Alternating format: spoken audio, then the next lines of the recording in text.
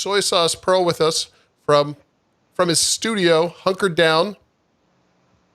And you have a, I don't know if you planned that shot, Herman. I know you've been trying to get everything just working, but you have a really nice background there. You've really Oh, thank you. You may want to tilt it up a little bit so we can see a little bit more of your head. I guess I was trying to keep the modular in the shot, but that's okay. That's okay. We have a second camera for that. Is that better? That's fantastic. And my tone of voice is fine. Yeah, your voice sounds great. I've never seen what microphone are you using today? I've never seen that one. This is an Electro Voice 666. I love it. Look at that. It kind of looks like a World War II bomber, like a Russian submarine. And there's look at this. Look at this. This is a thumb rest. Although it makes a noise, but anyway, hey. That's awesome. So, unfortunately, the weather didn't want to play along with us today.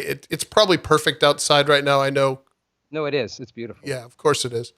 But earlier today, when it was time to sort of make the call, I went outside to double check, and it was raining. And the idea of dragging all of my equipment outside in the rain seemed like just a horrible idea.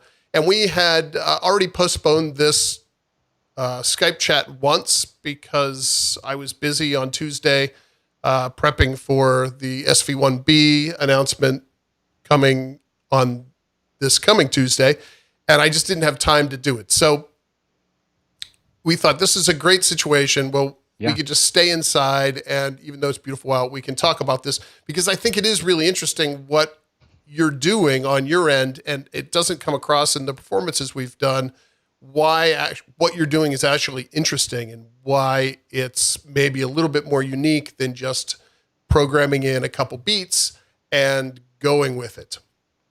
Yeah. And the funny thing is that I've never been able to give you a close-up look of it for you to try to puzzle it out, because then we'll talk about why this module in particular is unusual because of the whole COVID business. So we have to keep a safe distance, although I've been dying to break this patch down for you and try to get you to help me to understand why it works.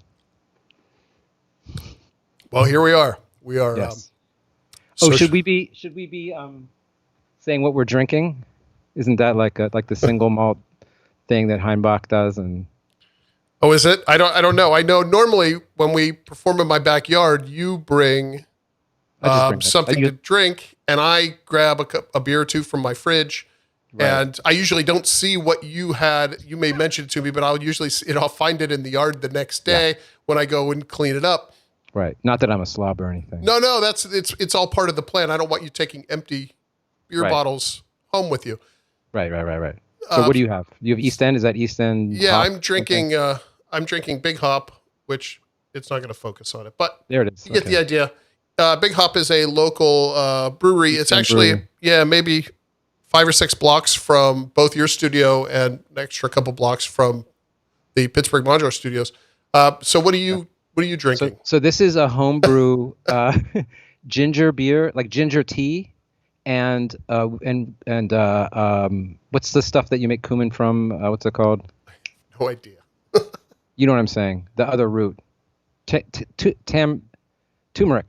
Okay. A little bit of turmeric, and then there's some rum and lime juice and a little bit of sugar and some coconut water, and it's like a very, very delicious. Wow, that sounds really good. Yeah, and a tiny bit of sugar, just because I didn't have any more lemon juice, like lemonade. Anyway, okay. So sounds like I didn't try very hard, is what you're saying. No, not at all. So, do you want to look at this, or you want to just chat some more? Well, let's take a peek at it, and because I've been dying to see this thing, and then we can chat. We can chat in and out as we go on. So I guess we discovered, because I'm a noob, that when I do this and switch my camera, I go out until I close. Mm-hmm. And there it is. There we go. Okay. And I can lose me here, so. Whatever. People like to fix. Hey, Max, I can see the chat in my phone. Okay, so let's first talk about this module. Can you see that module? That's the Generator X, is it not? Is it not? Yes. Why don't you tell the story of where that came from, how it's special, how it was designed, and then also the fact that this is not a generator, but in fact a Generator X. Well, the Generator X, that was one of the earliest Pittsburgh modules, and it's actually the original module was called the Generator. And what the Generator is essentially two really, really simplified oscillators to the point where they don't track volt per octave or anything. But what they do, and what makes it sort of interesting and kind of magical, is how they interact with each other. So the Generator X module is essentially just a panel that you could put your generator and generator expander module Gen behind. expander. Yeah. So it's basically just two modules behind one panel. But the generator, you have the two oscillators, and they produce either a square or a triangle wave. And the way that works is there's an output for each one, and then a fade knob. But the problem is the fade knob is for both the oscillators. So when you have a square on one oscillator, it's a triangle on the other. And then as you turn the knob, it flips. So it's always a bit odd there. And then below that is, we call it an index, but it's essentially a VCA of the second generator, the second oscillator modulating the first oscillator. And that's kind of the gist of it. Then the expander, the right-hand side, has a wave shaping circuit at the top that allows you to patch in a triangle and a square wave, or I'm sorry, a saw and a square wave. And what that gives you, triangle and a square. It's been I can't tell you the last time I thought about this module. Tried to describe it. It's been a long time. So yeah, it takes a triangle and a square, and what it does is it creates a saw wave that is modulatable. This circuit is the genesis of our warp circuit that we've used throughout the years in a bunch of our oscillators. But this is the sort of full, most raw implementation of it.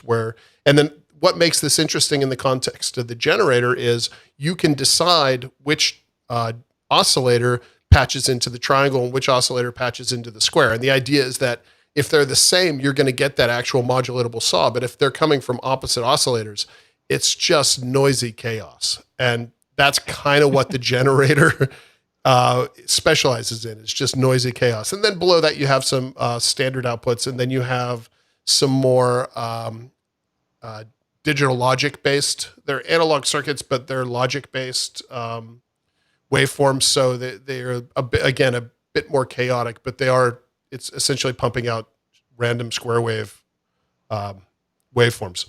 So that's the Generator X. Now this module the generator might have been the third module that we came out with. Maybe the fourth. This is before, I didn't have anything to do with this design. I designed the warp circuit and the gen expander, but the oscillator itself wasn't designed by me. It was not designed by Michael Johnson. So it's Can we say who it was?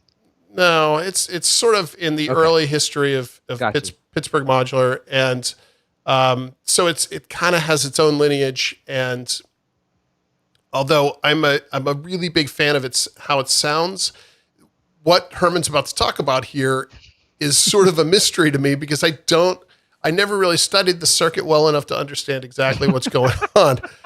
So what we're going to do is we're going to take a deep dive into a module that is mine, and yet I embarrassingly don't know as much about it as I probably should. So Herman, why don't you, now that I've given sort of the background of it, why don't you tell us a little bit about what you're doing with it and why it's interesting at all? Yeah. Now, what I don't want to do, because it's sort of hard to get it to do this thing, and I will say for anyone, maybe I'll just say that there's a thread on Muff Wiggler called "The Mystical Secrets of the Generator X Patch" or the Generator Patch Revealed. Look it up. Look up mystical or mystic secret, because this is how you do it. But I'm going to show how to do it. So, like Richard was saying, at audio rate, it sounds like this crazy, noisy, cross-modulating, farty thing. But I've had a generator since it came out. So what year was that? Oh my goodness. That was 10 years ago, I bet. Okay. So one day, the chord I'm pointing at here. Now the slowest this thing will go is like, I don't know, like half a second per cycle. Okay. Except when you do this, you go out of Gen Out 1 and you patch it into FM CV in, and you click this little switch to Gen 1. Okay? Uh-huh. Okay. When you do that and you have both switches, these range switches on the slowest, it slows down even more. Okay? I'm with you. So what it does is it spits out little pops and clicks that are like weird spiky shapes, and we need to look at it on a scope to understand what it's doing. But that's what it does, okay? And I never had a way, and what I used to do was actually run the outputs of this to a plague bearer in self-oscillation, and it would create all these little inexplicable clicky, blippy things that were like high clicks and then low bass things, and it was like impossible to know what it was going to do or how it was going to do it until you just started twisting it, okay? That tells you how long this module's been around. If you're talking about patching it in with a plague bearer. Yes, Flight of Harmony. I love Flight of Harmony modules. That guy's brilliant.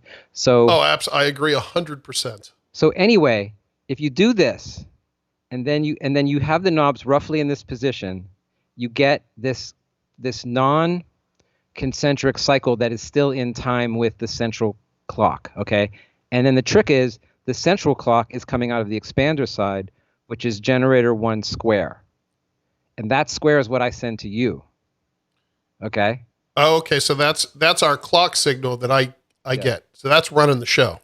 That's running the show. And so then what I do is, except it's inverted. Of course it is. So you have to go out of the Gen 1 square over to a toolbox. Okay? Another classic. The toolbox, which is the earliest, multi-tool device, and it has an inverter on it. And Pittsburgh doesn't make anything else that has like just a simple inverter. Now I also have the mod tools, which is here, which is much slicker, but it doesn't have an inverter. So you have to go into the in and then out of the out, and then that's your clock source. And then I go to a malt, and then it goes to this Erica synth, which is a MIDI clock thing. And I can't actually do that today because I have to have. That's too much to get into. This is how I clock the iPad. Oh, okay. But then this splits out. So it splits out to this, and it gives you various clocks. And then it splits out to the game system that gives you 16th notes. Okay. Uh-huh. And then it splits out to the knit rider, which I just got, which is the Bastel. Okay. I can't wait. That's what I was the most bummer about this week, not getting able to jam this week, is I didn't get to hear you using that thing. I can't wait. Well, I'm just learning it, but it's brilliant. And I know you've said that the Bastel people are lovely humans, and I can't wait to meet them someday. But this is such a clever, simple, compact, and flexible module. Okay, so are you ready for the thing? I'm ready for the thing. Okay, so let's do this. Let's start with what the clock is doing, and send it to the knit rider, and it's giving us this pulse. Okay, so this is. So see that? So I don't have the clock audible, but it's going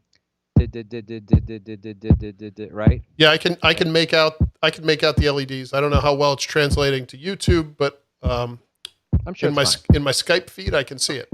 So what I'm doing is I'm taking the clocked knit rider and then the output of channel 1 and going into this mixer.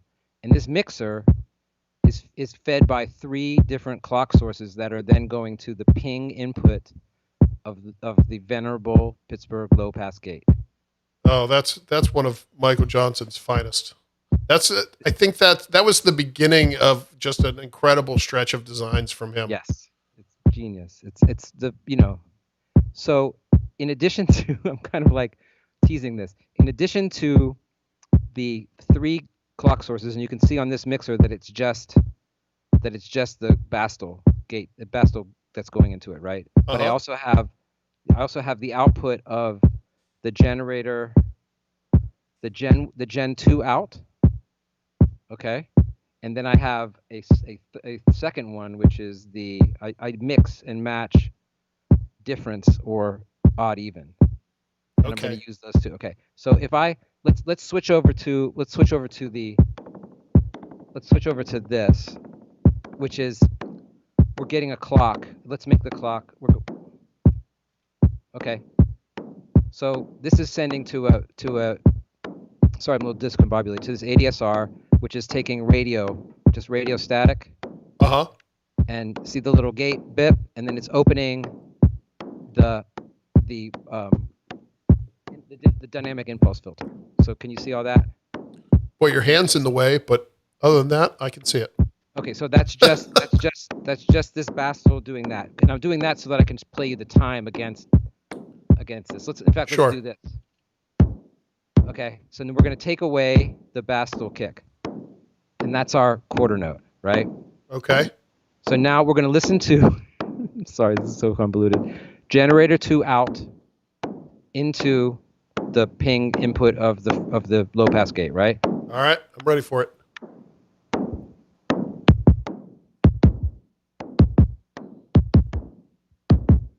So to be clear, the snare sound, the noise sound, that beat is being programmed by the nit writer, but it's a simple. You're just playing it on the beat essentially. I'm playing on the beat so you can hear what the kick is doing against that timing. Yeah. So the low pass gate that you just turned up, now that is not programmed. That is coming straight out of the generator X.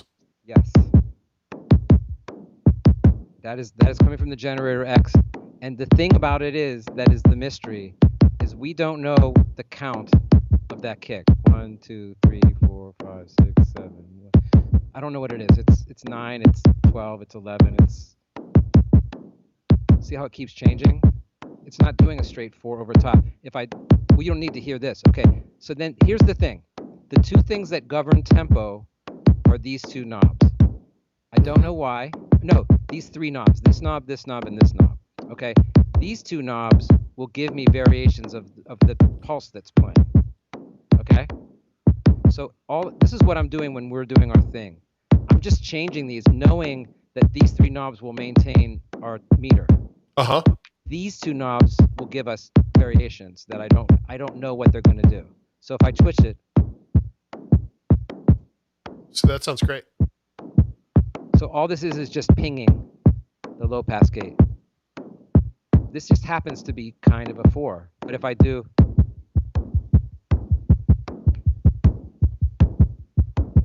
And it's always interesting because I'm getting a consistent 16th note from you. Right. But that doesn't mean as we perform as the night goes on, the 1 changes pretty frequently.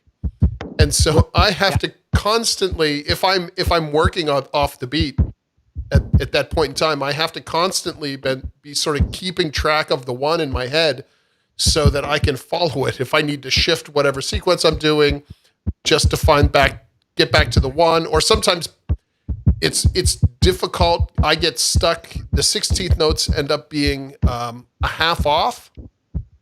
And so that's the worst thing when you're like on a 32nd note and nothing lines up. But what I want to say is the point of it is that the 1 is shifting, because if I keep this quarter note snare thing going, and by the way, it's using the filter and the VCA.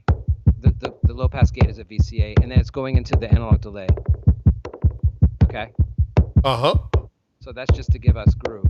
But what I'm saying is that rhythm that we're getting out of the low pass gate generator combination is a mystery that will never be known, and I can keep switching it up. Now, there's 3 ways I can change tempo. There's 3 knobs I can use to change tempo. I can turn frequency 1, generator 1 frequency up, and it will increase the tempo. Okay. And this is more gradual. And not only that, when I change anything I change with the tempo, it doesn't automatically transpose that rhythm that you're getting to the same rhythm. It's a different rhythm now. Oh yeah, it's definitely a different rhythm now. But it's still in time, and if I change it again, It's going to always be different, and because it's a pulse that's going to the ping input, it's a dynamic, organic sounding thing that, you know what I mean? It has like breadth to it and texture and timbre, and I can change the sound of it on the low pass gate a couple ways. So I can increase the resonance to get more sustain, change the pitch of the frequency of the oscillator of the filter, right? Mm-hmm. Change the pitch that way, or I can introduce frequency CV here, and where that's coming from is another classic is the chain reactor. So the chain reactor, the module that you essentially designed. I didn't design it. I dreamed it and requested it. You certainly inspired it. Yes. That's beautiful. So this I'm just using Filfo 1 in audio rate, and by adding frequency CV here, now I'm getting the tone from this thing. See what I'm saying? Oh boy, you can't talk over that one. That uses all the bandwidth. Yeah. Okay, so when I increase the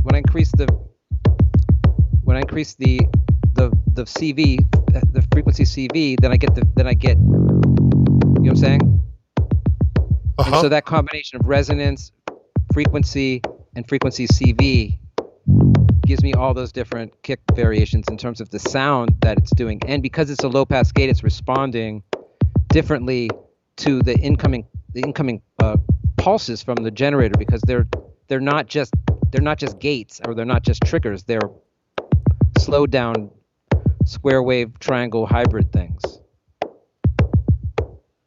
Interesting. So you know what I'm saying? So the kick isn't just going bop bop bop bop bop bop. It's so then, and I can change it a million different ways by that's giving me something different. That's giving me a different pattern. You know what I mean? Okay, so here's the other thing. So this will change the tempo of it.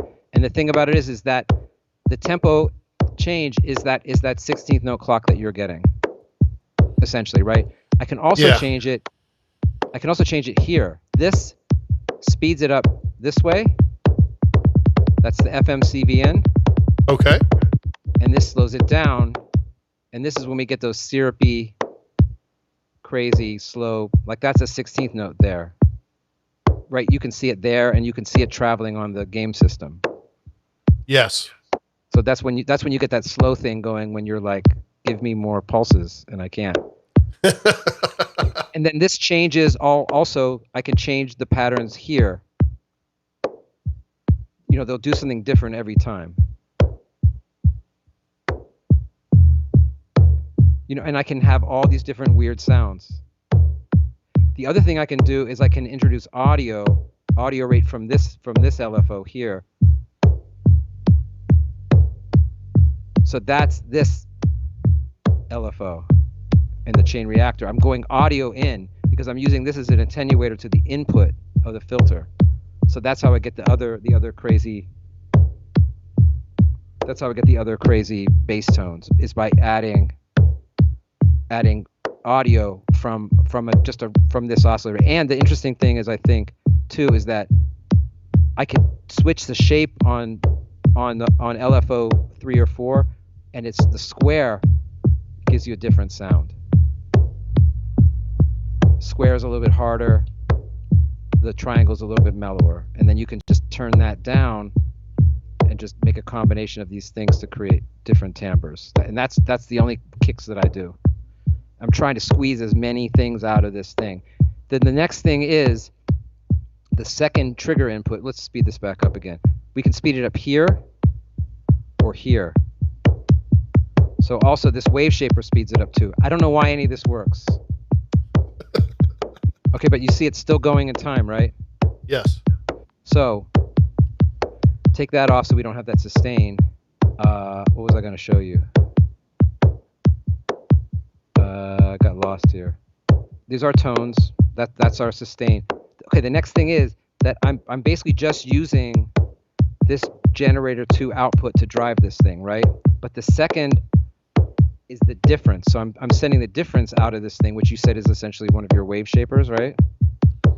The difference out. That was one of Thomas's circuits, yeah. Okay, so difference out to this second input, if I mix the difference out with the generator 2 out, I get other rhythms. I get an extra 30-second note accent.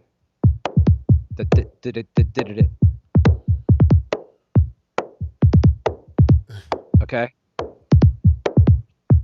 Whereas this is just 16th note essentially. Yeah. And then this is, and I don't know any of what this is going to do. So I can do that. I can get those little rolls going, and then I can change these, and both of those will change. And then I can go back and focus on the tone of the bass drum as well. And that's all going against this timing of this 2/4 thing. So I can speed it up.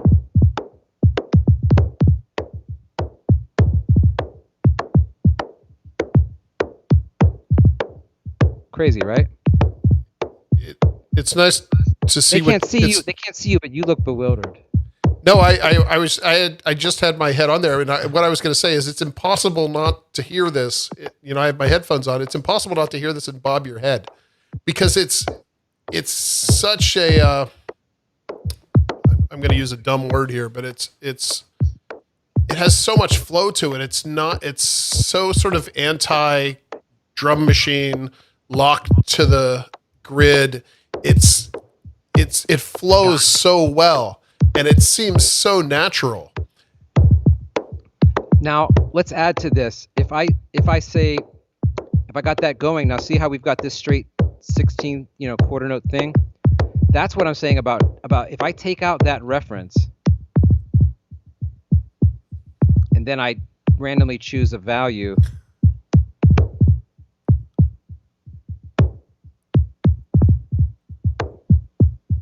So I could make, what if I do this, and then I go to active step and make this into a 12. So now this is a 12 count going on the knit rider. Oh boy. So, but it's still always, I could still always, you know what I mean? I Yeah. could still always jump. That's still happening, but I could change the pattern so it's.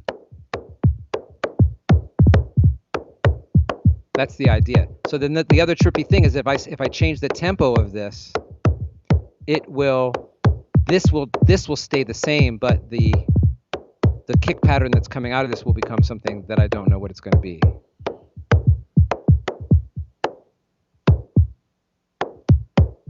Okay.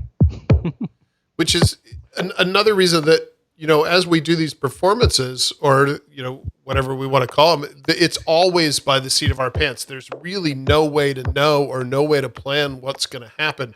Because even if we have, even if I go in with a sense of, I have a couple things pre-patched and I'm thinking I'm going to do this, as soon as I hear the groove, everything changes and I want to play to the groove. But anytime you turn those knobs, it's going to go to a new mystery groove, and we kind of have to start over. Right. And sort of plan it on the fly. Right. And the other thing I want to say is echoes, because if I was to do this, so you can see this here, right? Uh-huh. This is my electro voice BK 1232. So it's a 12 channel mixer. It's like a funky 70s mixer. So listen to this spring reverb. Right? Gorgeous. Love it. I'm using a digital delay on this. Okay, can you see this delay, or is it out of the picture? Delay's out of. We can see up to about. There we go. This is our beloved digital. This is a Digitech PDS 2020. So this has modulation.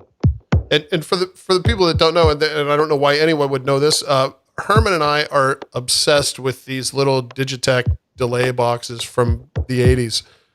We both have a growing collection of them, and we're just enamored by the way that they sound and how it works, and everything about it I think are really, really good. Well, I said to you, here, let's switch over here. Hang on. I said to you, what do I have to do to get the sound of a Effectron 2 into a pedal form. Remember?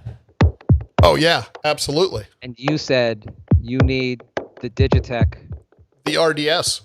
well, PDS. Yeah, well, I came from the rack mount, the Digitech RDS and the Digitech Time Machines. Right. But I said I want a guitar pedal so that I can travel with it. Yeah, and the PDS are perfect for that. And actually, I have it right here. The PDS 2000. This was Herman's. He very kindly gave it to me a few weeks ago, and I got to say, It's great. I've used this thing every day for the past since you dropped it off at my house. Yeah, it's glorious, and it did just what you said it would do. You promised me that it would. So okay, so here's what I was saying. So if I bring these drums back in, right, and we have the delay going, so the delay is giving us that sort of triplety feel on the snare-y thing, right? Mm-hmm. Oh, the other thing is I can feed back. I have the pedal looped back to channel 3 on this, and I can do that because I'm feeding it back to itself. Nice. Which is, the age-old trick. But in the chat, Max has a question: is the clock that Richard gets steady, or one of these crazy kick rhythms? No, he gets generator 1 square, mm-hmm. which always stays in time, but it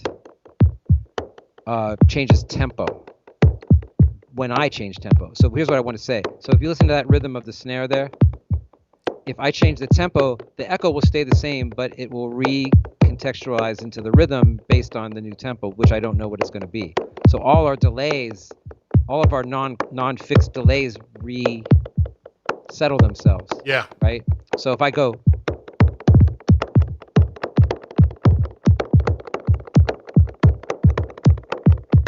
you know what I mean?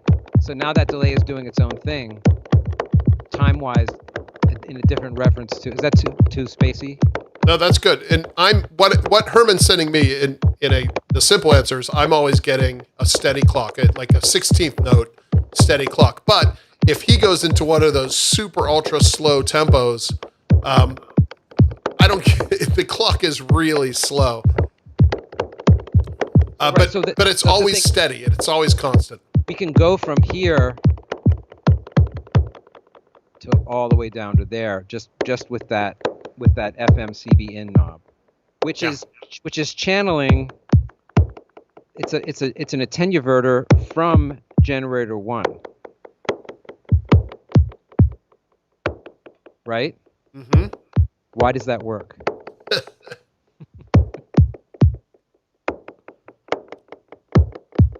And then I can reach over and do this. Wait. I just switched the echo. So there's now another delay pattern. Doesn't that sound great? That's awesome. Numerous says, so essentially Herman's the drummer of the band? Yes. Sort of. I'm the percussionist. But he does other stuff through the course of the performance as well. And I do play percussion as well. I'll throw, if I feel like Herman has gone way too far off the deep end, or whatever he's sending me doesn't make any sense, I'll put my own kick in. Anytime you hear sort of a 4 on the floor kick or a more traditional kick drum, that's typically me just trying to get it organized in my head what Herman's doing. So I use the percussion sequencer, and I will have 2 or 3 percussion sounds that I sort of bring in and out over the course of our time. The way Herman works and the way I work is sort of completely different. Herman comes in, and I don't want to talk for you, but I think it's... No, please. You come in, you have a setup system, and you work the controls.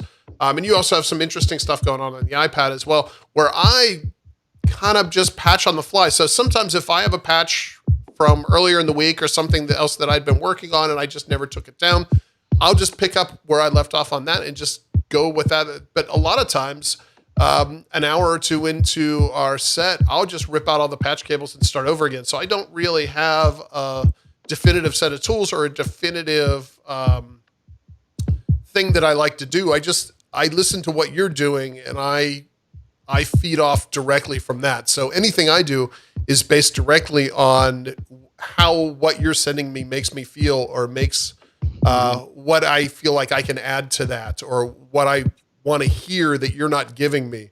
That's what I like to throw in. No, and I want to say for the record how much I appreciate you being willing to go along with it, because it's kind of an unreasonable request. Because it's a lot. I mean, to have somebody say, like, by the way, I'm going to change tempos, 15 times over the course of the night, and I'm not going to tell you when. Cool. Mm-hmm. It's pretty chill of you to go along with that. Because the other thing I want to say is that I can't make this generator X patch play with external MIDI, because it wants it. I've been trying to patch some kind of a clock in there to get it to see if I could get it to lock up, and I haven't figured it out yet. And maybe someday, because so then the point is, let me switch back. The point is that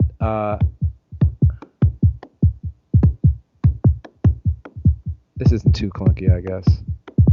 The point is that I've worked it out so that if you can take MIDI clock from here or an analog clock from here, we should be good. And I even worked out being able to use MIDI clock, and I won't get into that today because I can't, because I need the audio interface that we're using. It might be a way, there's no way to use both, which is fine. But I can use that interface, I can use the interface to receive and send MIDI, and I have a whole other thing. Maybe we could do that another time, but there is literally no way to do it because the interface can't take both things at the same time.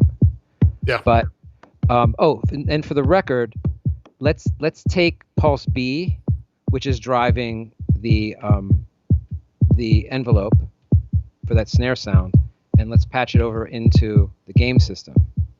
So I have the game system set on the Euclidean mode, and it should be receiving the same clock, although I've been getting a little confused. It feels like it's turned around, but it looks like it's okay.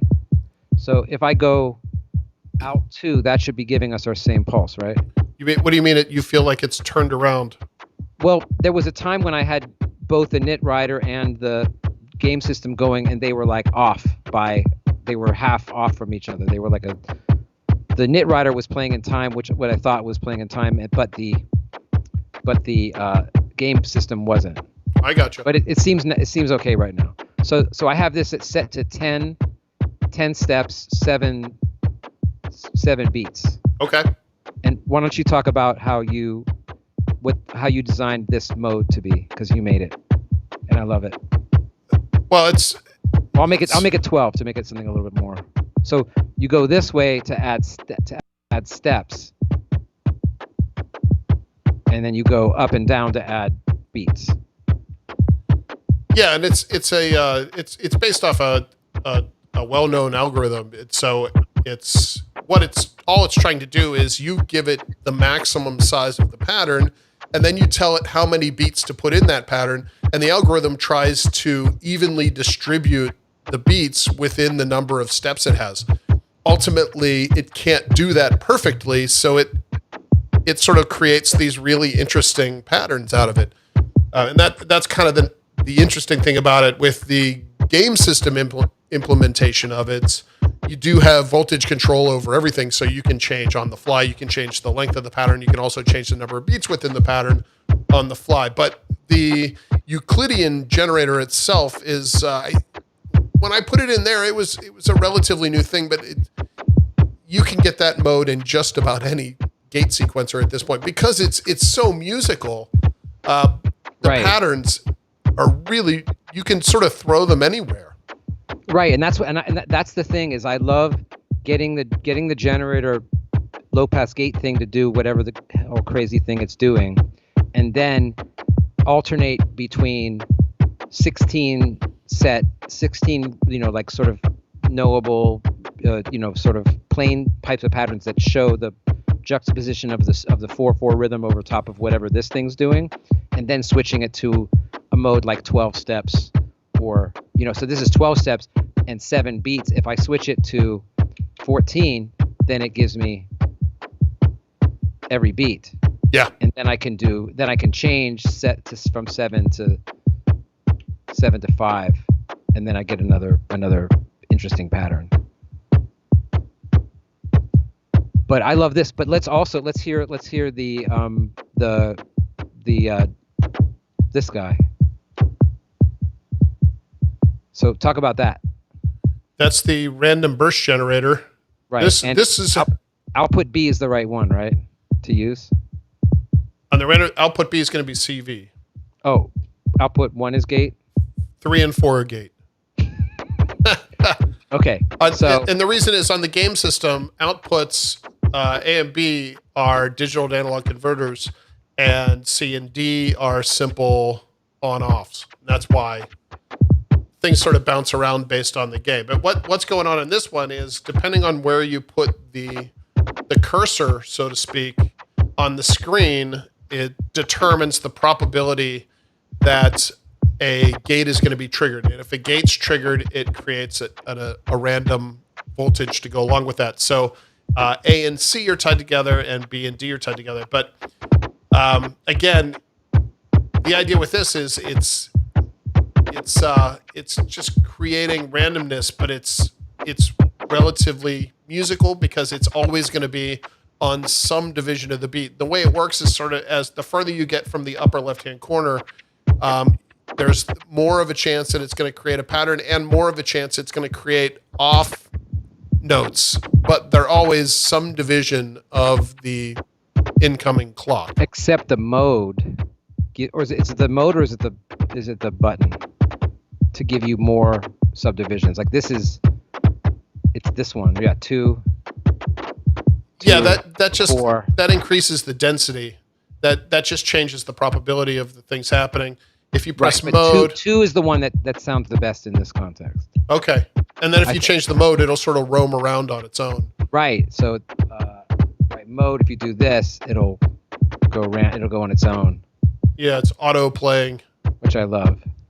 But I tend to use the Euclidean mostly. But I think what's going to happen now is it's going to be the Nit Rider and the game system, and it'll be Nit Rider for straight sequencing. Game system will be mainly Euclidean and burst generator, maybe clock divider.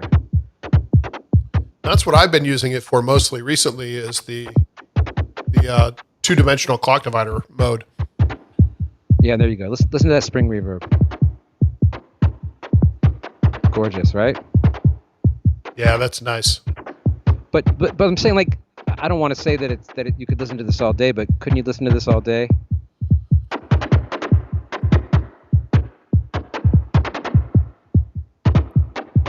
I think I could. Because it never repeats, but it's always on time, and that's the trick.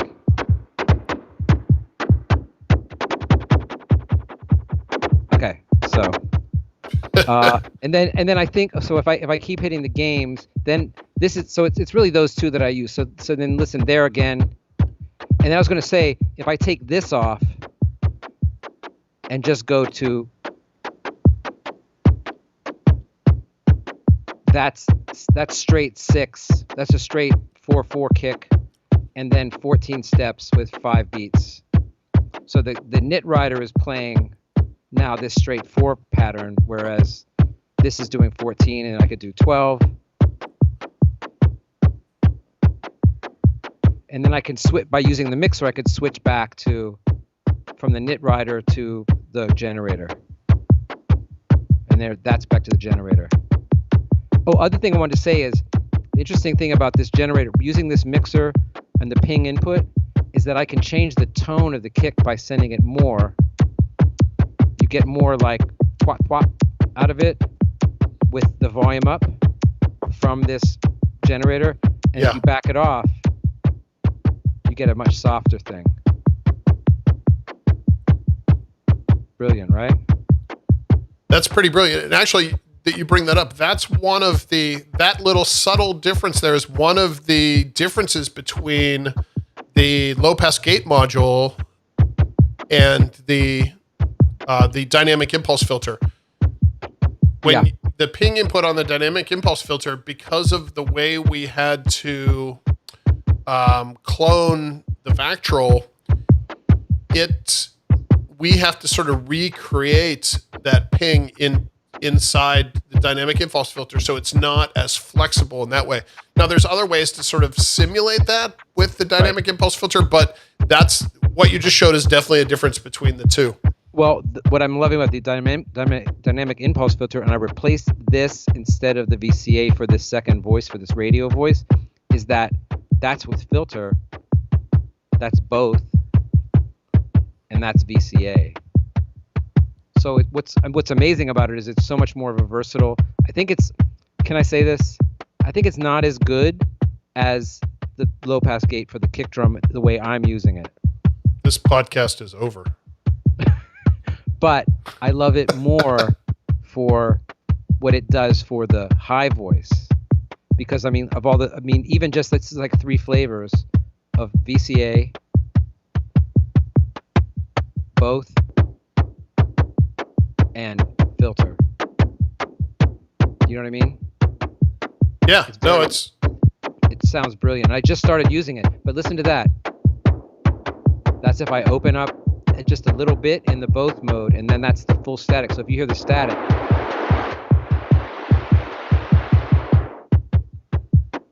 it's great. And that's also the trick with the low pass gate with the kick drum. If you open up that frequency, that's where you really get that big booming low end. The problem is if you open up too far, it just turns into you want to hear that? It's a drone, yeah. So you gotta, if you want that kind of soft kick, so yeah, because that kind of acts as both the decay and also the VCA in a sense for the kick sound specifically. Very strange. Oh, here's another thing. This is the other thing that I just did with the dynamic impulse filter. So I have the trigger coming from here going to the ADSR, which is opening and closing this thing, right? Opening and closing the dynamic impulse filter, right? Uh-huh. Which is giving us our VCA essentially, or low pass gate. So VCA, low pass gate. But I have 2 additional outputs from the generator X going to the second mixer to control the system CV, the dynamic CV. Okay? Uh-huh. So if I add this second patch, the second one, which is the odd even, listen to what I get.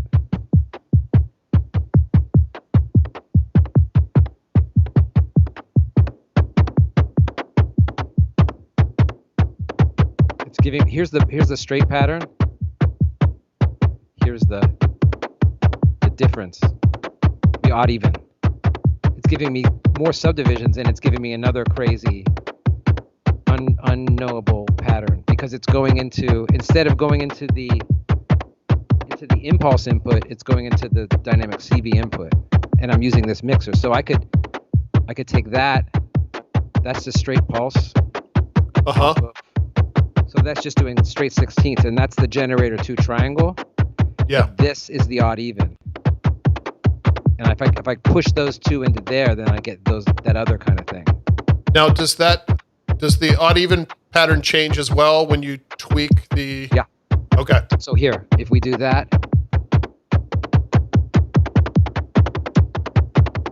I don't know what it's going to do. It tends to be that this position is simpler, but it's also nice because you can just mix in a little bit and then you get those ghost notes. And this is changing the kick too. It's just there's so much, it adds so much liveliness to the percussion patterns.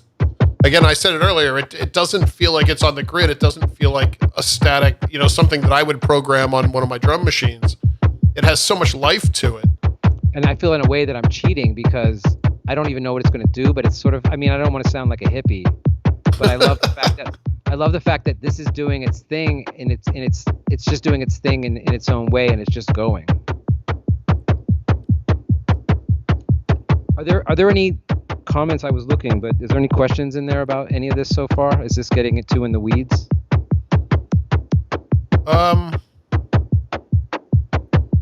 James Day says, I find if I ping faster the audio in with the impulse set to high, there's a cool click, almost like a drumstick on a snare head.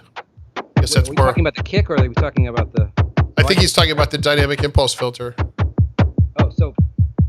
Which is this? Yeah. Is this too crazy monotonous? Just hearing this stuff go? I shouldn't curse, right? I'm not gonna shut you down, Herman. It's okay. I respect you. I wouldn't want anything to be demonetized for offensive language. Okay, but what was the question? Oh, he's talking about.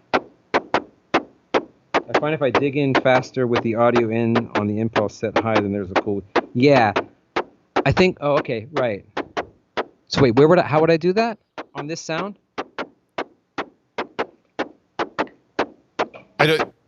You'd have to. Oh, I'd have to repatch it because I'm using the envelope. Yeah, I don't know, and I don't know if it would work with what you're playing because you're not giving it a waveform audio in. You're giving it basically random noise from a radio.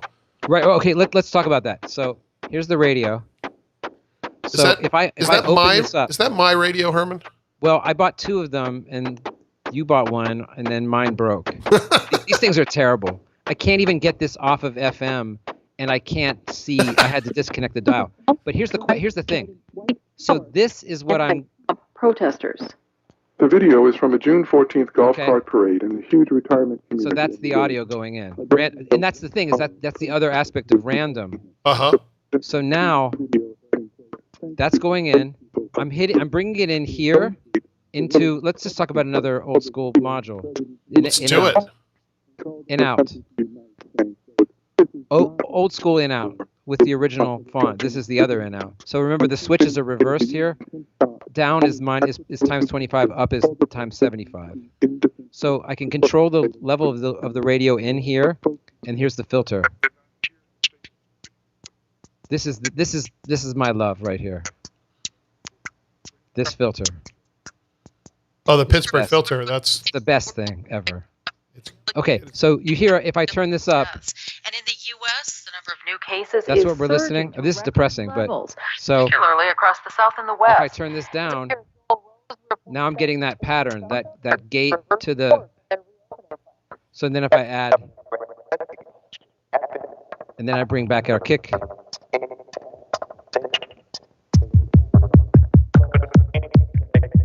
So I'll do that sometimes. And then the other random thing is I have no idea what this radio is going to be on when I bring it in.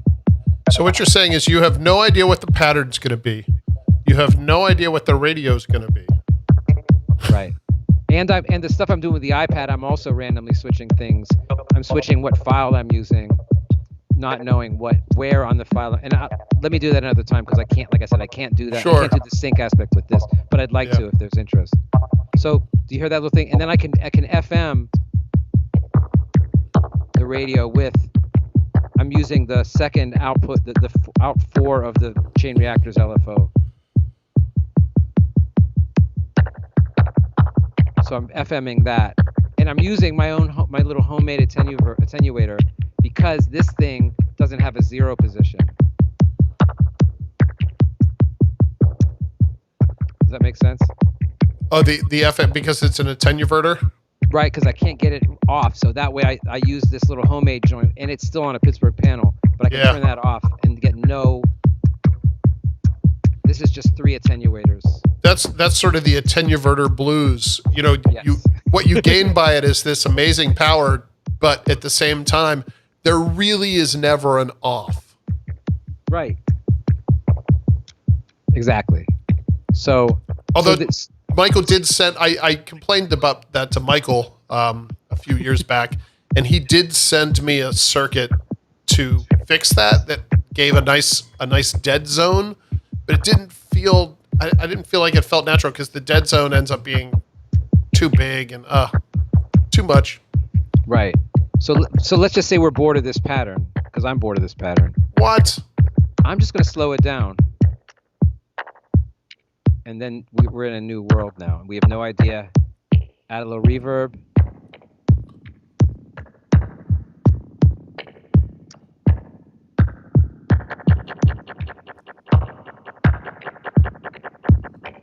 And immediately after you slow it down is when you normally take a break, leaving me with one beat every 3 minutes and nothing ready to go.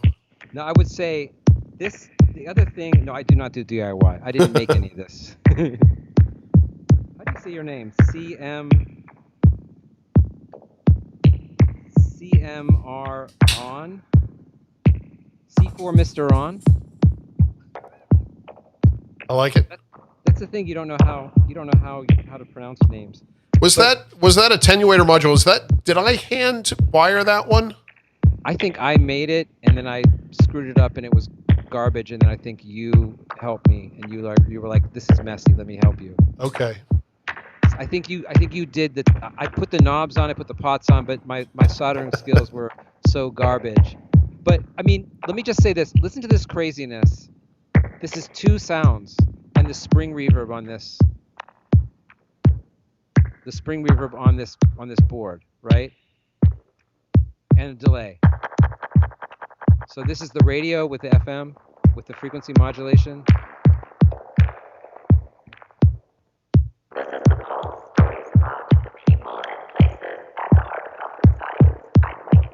So that's what I love about doing this, because I don't know where this radio is going to land.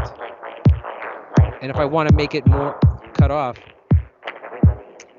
then I close the dynamic impulse filter. So then now you're getting these snatches of random speech, FM from the radio. And I can overdrive it here. If I go, these are my inputs here. I can turn that down and then times 75, distort it. But that I don't really like that sound. And then the filter.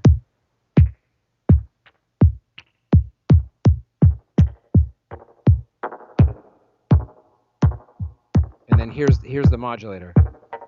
It's this oscillator, the 4th oscillator on the chain reactor. I'm not even using the first one.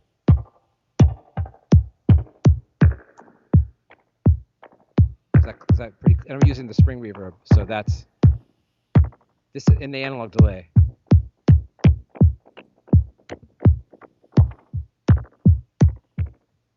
Cool. That's super cool. Now, I just switched the view here. We'll go back. That mixer, you don't actually use that mixer when we perform, do you? No, I mean, can you see how big it is? Now, I can see 3.5 channels. I know you don't. I know it's a huge mixer. Maybe I do this.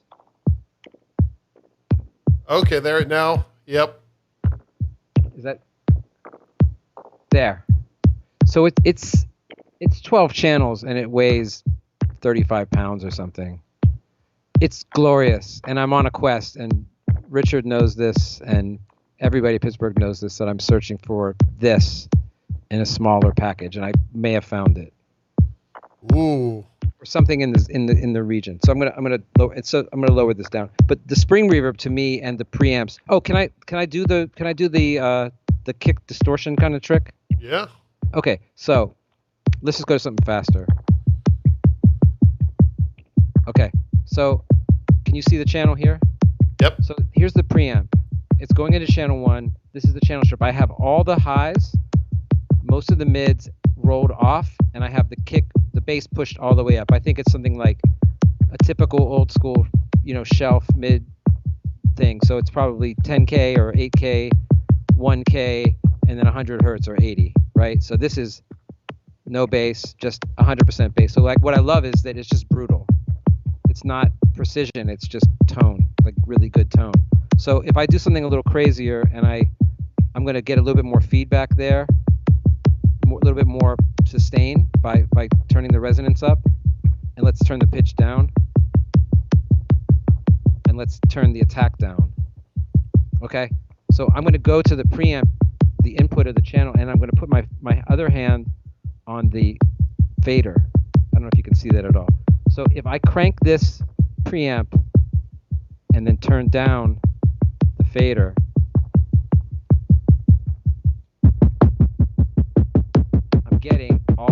preamping goodness from this mixer's channel. And I can even just go. And here I can turn up the gain going into the channel further or turn it down. So it's almost like when you hear like when you see guitarists using their volume control. Uh-huh. So this is the attenuator going into the preamp. So I can use this to control the level going to the preamp. Does my voice just get washed out, or is it okay? I think it's okay so far. Okay, so I can bring it up, and then I can overdrive the input of the preamp to get all that distortion.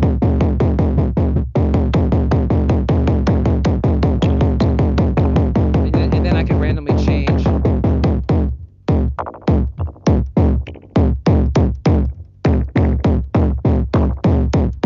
And I can switch it back, clean the tone up. So this channel goes from fuzz to clean. Lovely, right? That's lovely, and it's nice that you're using the EQ as well. For the people watching, if you have a low pass gate module or a dynamic impulse module, and you want to do this kick sound, it's a super easy patch.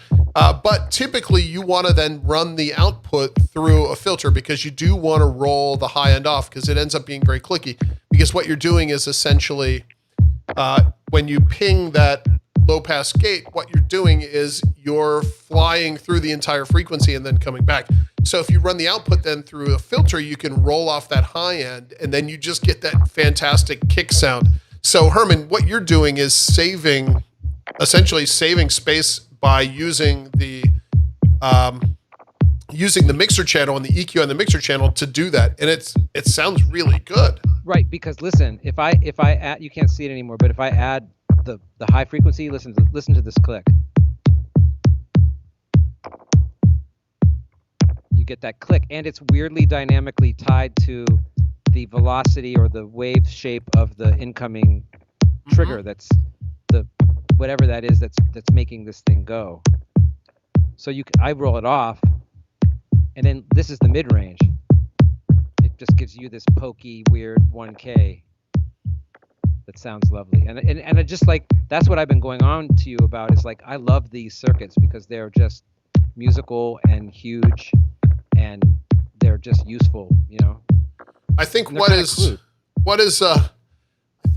lost in some of the performances, certainly from, not being able, people watching it over YouTube, not being able to listen to it in person, is kind of the subtlety in what you're doing and the dynamic range of everything that you're doing. And I think a lot of times that's washed out by me having 20 layers of drones running on top of what you're doing, or, having 5 sequences running at the same time. But listening to just your essentially drum machine, as someone in the comments said earlier, it's interesting on how dynamic and subtle it really is. It's a really interesting thing. And the thing is, it's 2 voices. Mm-hmm. And the thing is, with this setup, I'm not using this in and out. I'm not using this malt. I'm not using this ADSR or this dual VCA or this second analog delay unit. So a lot of this could go away just to create the 2 voices. And the trick is then that I need these mixers and the chain reactor as my modulation source to get this thing to work. Mm-hmm. And really, I'm not even really, I'm pointing at stuff, but you're not looking. But I'm using, I'm not even using. If I look to my left, it looks like I'm looking at what you're doing. Right. But I'm not using the mod tools either. Because I just use the mod tools for a second set of envelopes, a second envelope and a second another LFO. And sometimes I'll use the sample and hold, but there's a sample and hold in the mod tools anyway. I'm sorry, not in the toolbox, but in the mod tools. Mm-hmm.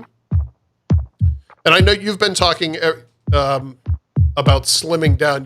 you've been on this minimalism kick for a while, and the idea of you want to be able to carry everything with you, and I understand that because you have to lug it from your studio. Oh no, but that's not my not a backyard. hardship. I'm just hoping that one day we'll be able to travel again, and I can do some performances because I think because I have to have the generator X and I have to have the low pass gate. Oh, I'm not even using this low pass gate, or so I can lose a little bit more, and I could get two voices into that size space, into maybe 2/3 of it, and that could go into a smaller thing, and a small mixer, and the iPad, and just the interfaces and other things that I need, and a radio, and that would be it. So that's my dream, because air travel is going to be, traveling air travel with, to do performances or whatever is going to be a nightmare. Hasn't someone made an FM Eurorack module yet? Yeah, but I feel like that's probably a thing. No, it is, but I don't want that because this, and I could get this smaller too. Yes, you could. And the thing is, the radio is great because I don't care about CV. I just want this to randomly find something that I could never have found. So it's just another source of random, and you can use it as a modulator too. And the thing that's cool is the static. There's so much interesting static. It's different than the noise in a noise module. It is. Because radio static, I sound like Michael Johnson, but radio static is alive. Let's talk about Michael Johnson. It's the Big Bang, man. Who's ever seen Michael do this thing with two radios? Have you seen it? I haven't seen it, no. I've seen him do it. He takes two radios and he holds them so that he's holding the tuners, and you're hearing the outputs of both of them, and he's cross-modulating the two radios by changing the tuning and the positioning of the two units and getting. I've never heard anything like it. It was the most incredible sound, one of the most amazing things I've ever heard. He's one of the most interesting performers I've ever come across in the world. I know. I talked to him. 2 weeks ago, maybe 2.5 weeks ago. We spent the afternoon together. It's the first time that I've seen him in person now. Obviously in 4 months or so. And we spent the afternoon together at Frick Park. We were filming the new video for the SV1B.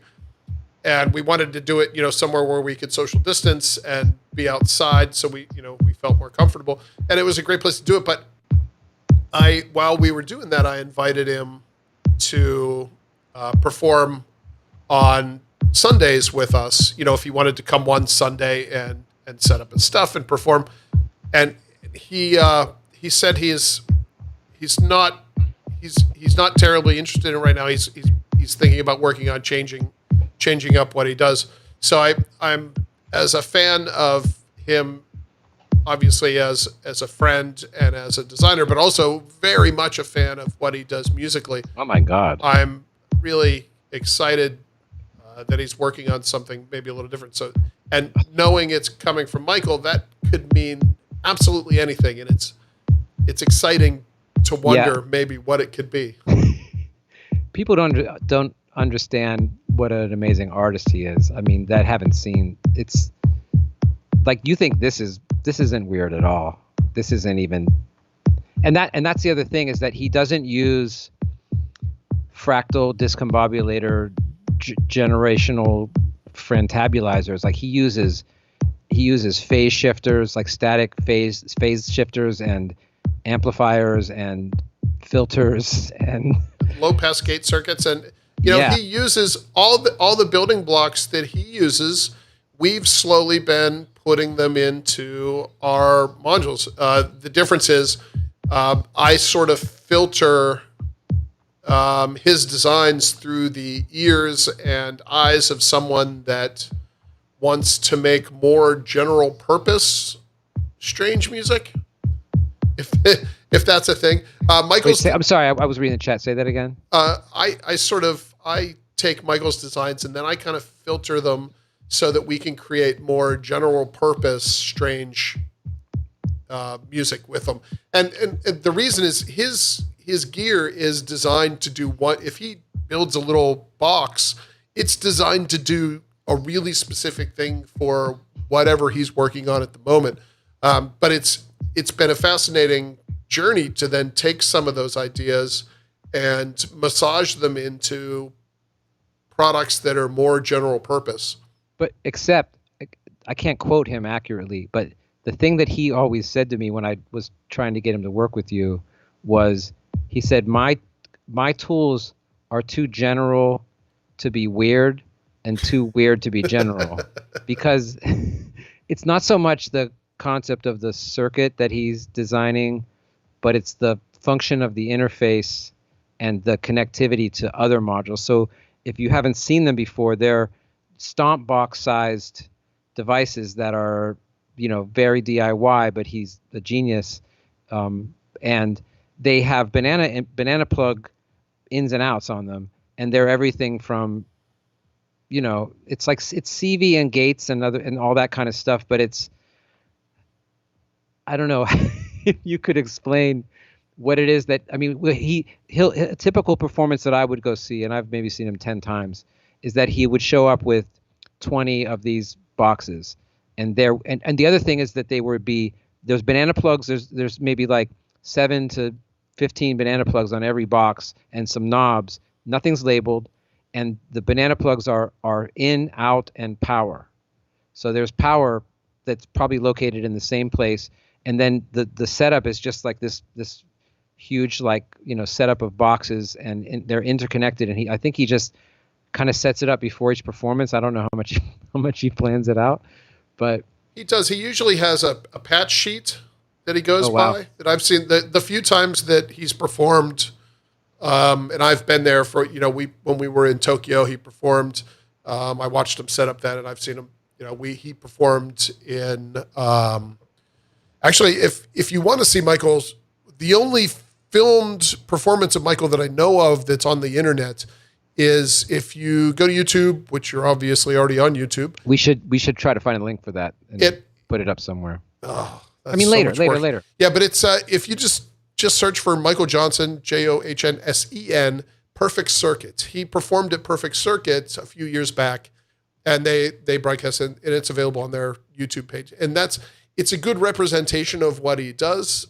And I think it's really interesting to hear. Was that because one at CMU recorded? That should have been. I suspect CMU records everything, but it's not available. I'm gonna ask. I know somebody there. I'm gonna ask. Okay.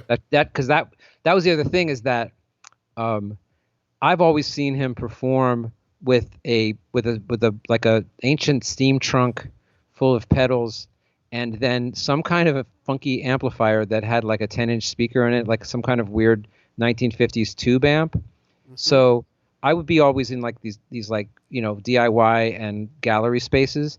And the show that he did the thing that he did at CMU was that conference that we were all at. That was the first time I ever heard him on a full range system. And I had never heard the crazy low end that comes out of his stuff, because it was always just like this weird mid-range and highs. I had never heard all the nuts sub that comes from his stuff. I don't even know if he knew. Maybe he did. Maybe he knew inside of his mind, but. And I'm sure he's performed, because he's toured all throughout the world and performed. So I'm sure he's played in places that have had decent systems. But certainly that was the only show that I've been to as well that I got to hear him on a full range system. Perfect Circuit had a pretty good system, but it wasn't blazingly loud like the one at CMU was. That was nuts. That was the best I'd ever heard it. But I don't, and the sounds that are coming out are, I don't want to blow him up, but I'm just saying, if you ever had the chance to hear what he does, it's pretty. Everybody's talking about this. What did I call it? A fractal fantabulizer? Yeah, I think you've named our next module clearly. Yeah, for sure. It's going to be a passive 2-channel malt. Right. It's going to be 2 in, 2 out. Yeah. That's fine. Oh yeah, this thing has it. This malt has it. The malt. I think we're just going to rename it, put it out. It's going to be great. Call it 2 in, 2 out. Okay, he'll never make that module, I promise. Well, the 2 in, 2 out it's a pretty that's a circuit that I seem to use more frequently. I call it the mix malt. It's in the microvolt. I recently put it in something I'm working on now, and it's one of those circuits it's great because if you have space for 4 holes in the panel, you can you don't need any UI. Yeah, it just works. Oh, very cool. What else can we talk about here? I think you've we could take some questions if there's any questions in the chat. I think you've covered it as clearly as you possibly can. I think you did a really valiant effort to try to explain what's going on. Do you understand it better? I do understand it, yes. Okay, can you make me a module that does this? Can we figure out how to get some kind of external clock into this someday?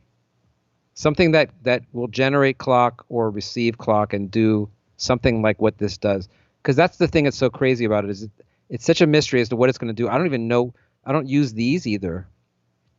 But I could do pulse out or saw out to something and see what it does. You want to try that? Yeah.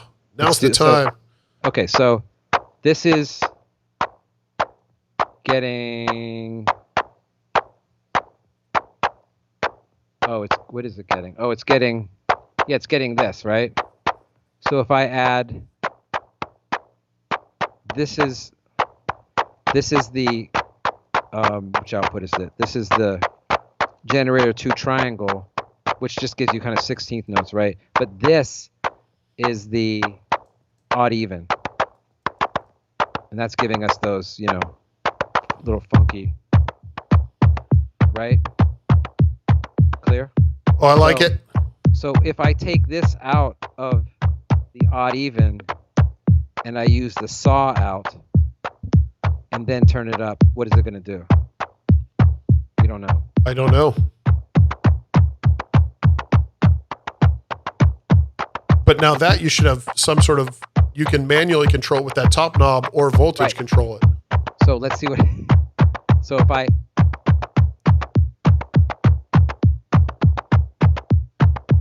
brilliant, right? Yeah, that's an interesting one because that circuit in the Gen Expander is the sort of blade wave circuit brought to the surface and at its most raw. So that's interesting, right? Because that's adding on top of this. Yeah. So if I take that away, let's make this more regular. So I'm gonna make it 8 steps, 4 and 4, right? So this will be, I'll take this down to 8 and this to 4. Right? Yep. And these are the steps on the Bastel Knit Rider. These are the steps that are driving the low pass gate kick. I could add this. That's okay, right? So if I add in this saw out.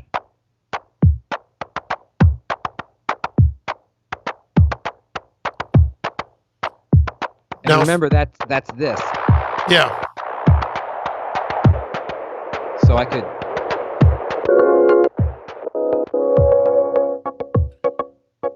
Now flip the switches on the blade wave generator there.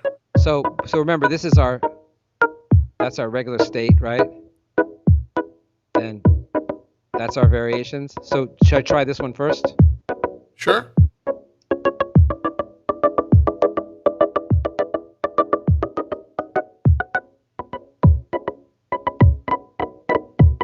That's the square source, which is more crazier. I tend to like that more.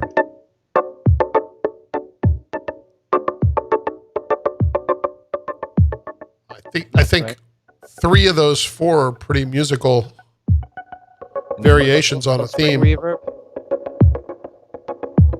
or delay.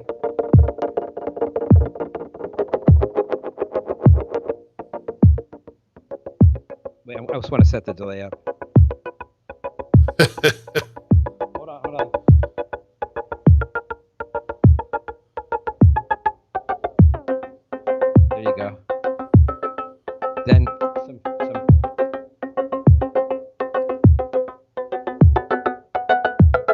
So that's the. Oh shit! Hold on.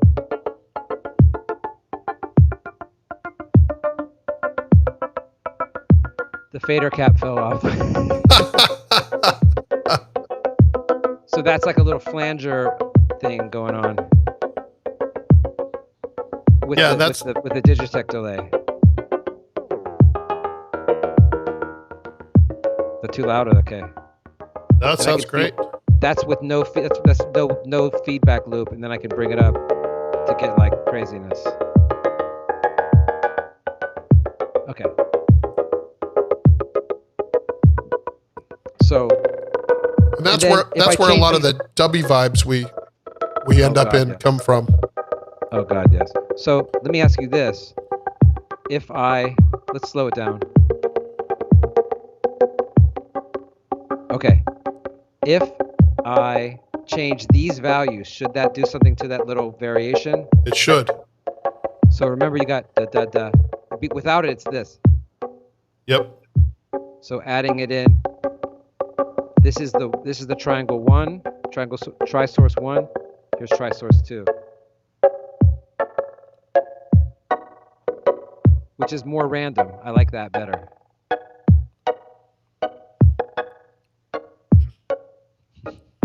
And the knobs should give you something then as well. Okay, so then. Are you coming out of the saw out or the square out? Saw out. Okay. What should I do? Well, the square out's going to give you, that knob is going to adjust the pulse width, where the saw, it's essentially changing the... Oh, so listen to that.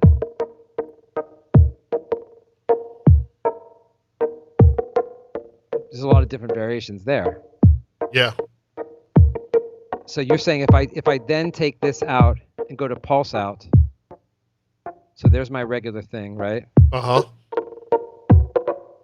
It's giving me a swingy weird thing. Yeah. And then, oh, this makes it narrower. So it's still giving me the variations, but it's somehow this combination is giving more swing. I'll put this back on static. So if I randomly tune this, now it's just radio static. A little easier to hear. Yeah. So then if I put this back to saw,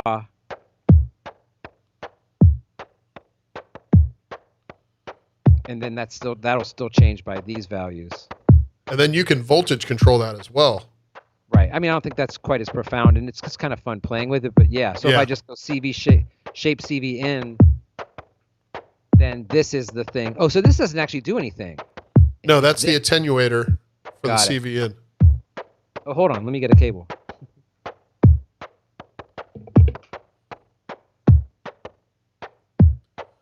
See, what we've done here in our rain out is we've actually done modular clock experiments. Okay, so watch. So now I'm going to take this cable and I'm going to go out of the frequency output of this as an LFO. All right. On the toolbox. So then if I plug that in, if I turn this down, yep, CV shape in, and turn that up, then I should get variations based on that. And the top knob's going to be your offset then.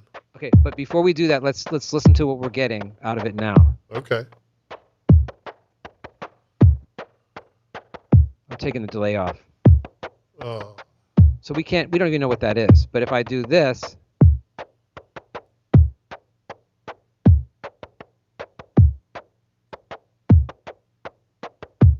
I don't know what it's doing, but it seems cool. Yeah, it's creating some interesting patterns based on the rate of the LFO then. Right, so if you look at, that's the LFO there. And they're all locked in time, which is nice. Right, and so now I can add delay to that here with the...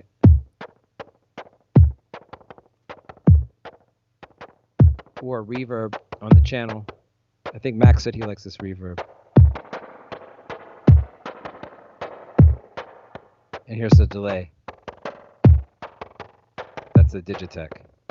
So that's the thing. If I'm not doing, if I'm not doing the iPad, I'm just trying to adjust as subtly, because I stripped it down to one bass voice and one snarey voice, one mid-range voice. Yeah.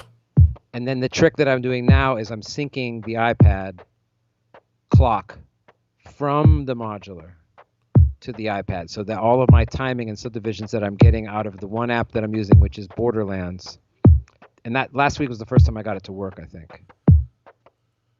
Yeah, last week was the first week that you were like full sync on the iPad.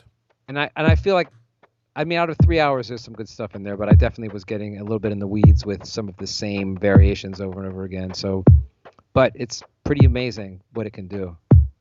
I think it added a, when we do this, for 2.5, 3 hours.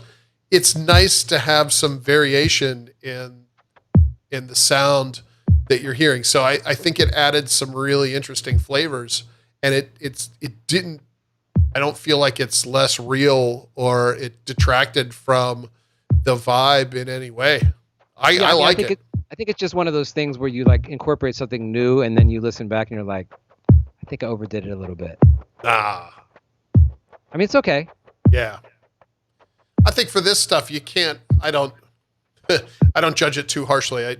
For me, I think calling them modular clock experiments is brilliant because it allows us the freedom to fail as often and as much as we possibly want to, because they are experiments. It's a chance to say, what happens if I do this? Now we're doing it, there's going to be 20 or 25 or 30 people watching us fail, but we have to keep failing in order to understand it and get better. It's just going to get more musical as we continue to go on here. Yeah, and also I feel like trying different things. Oh wait, yes, Borderlands, but I have never tried to sync it. I will tell you how to sync Borderlands.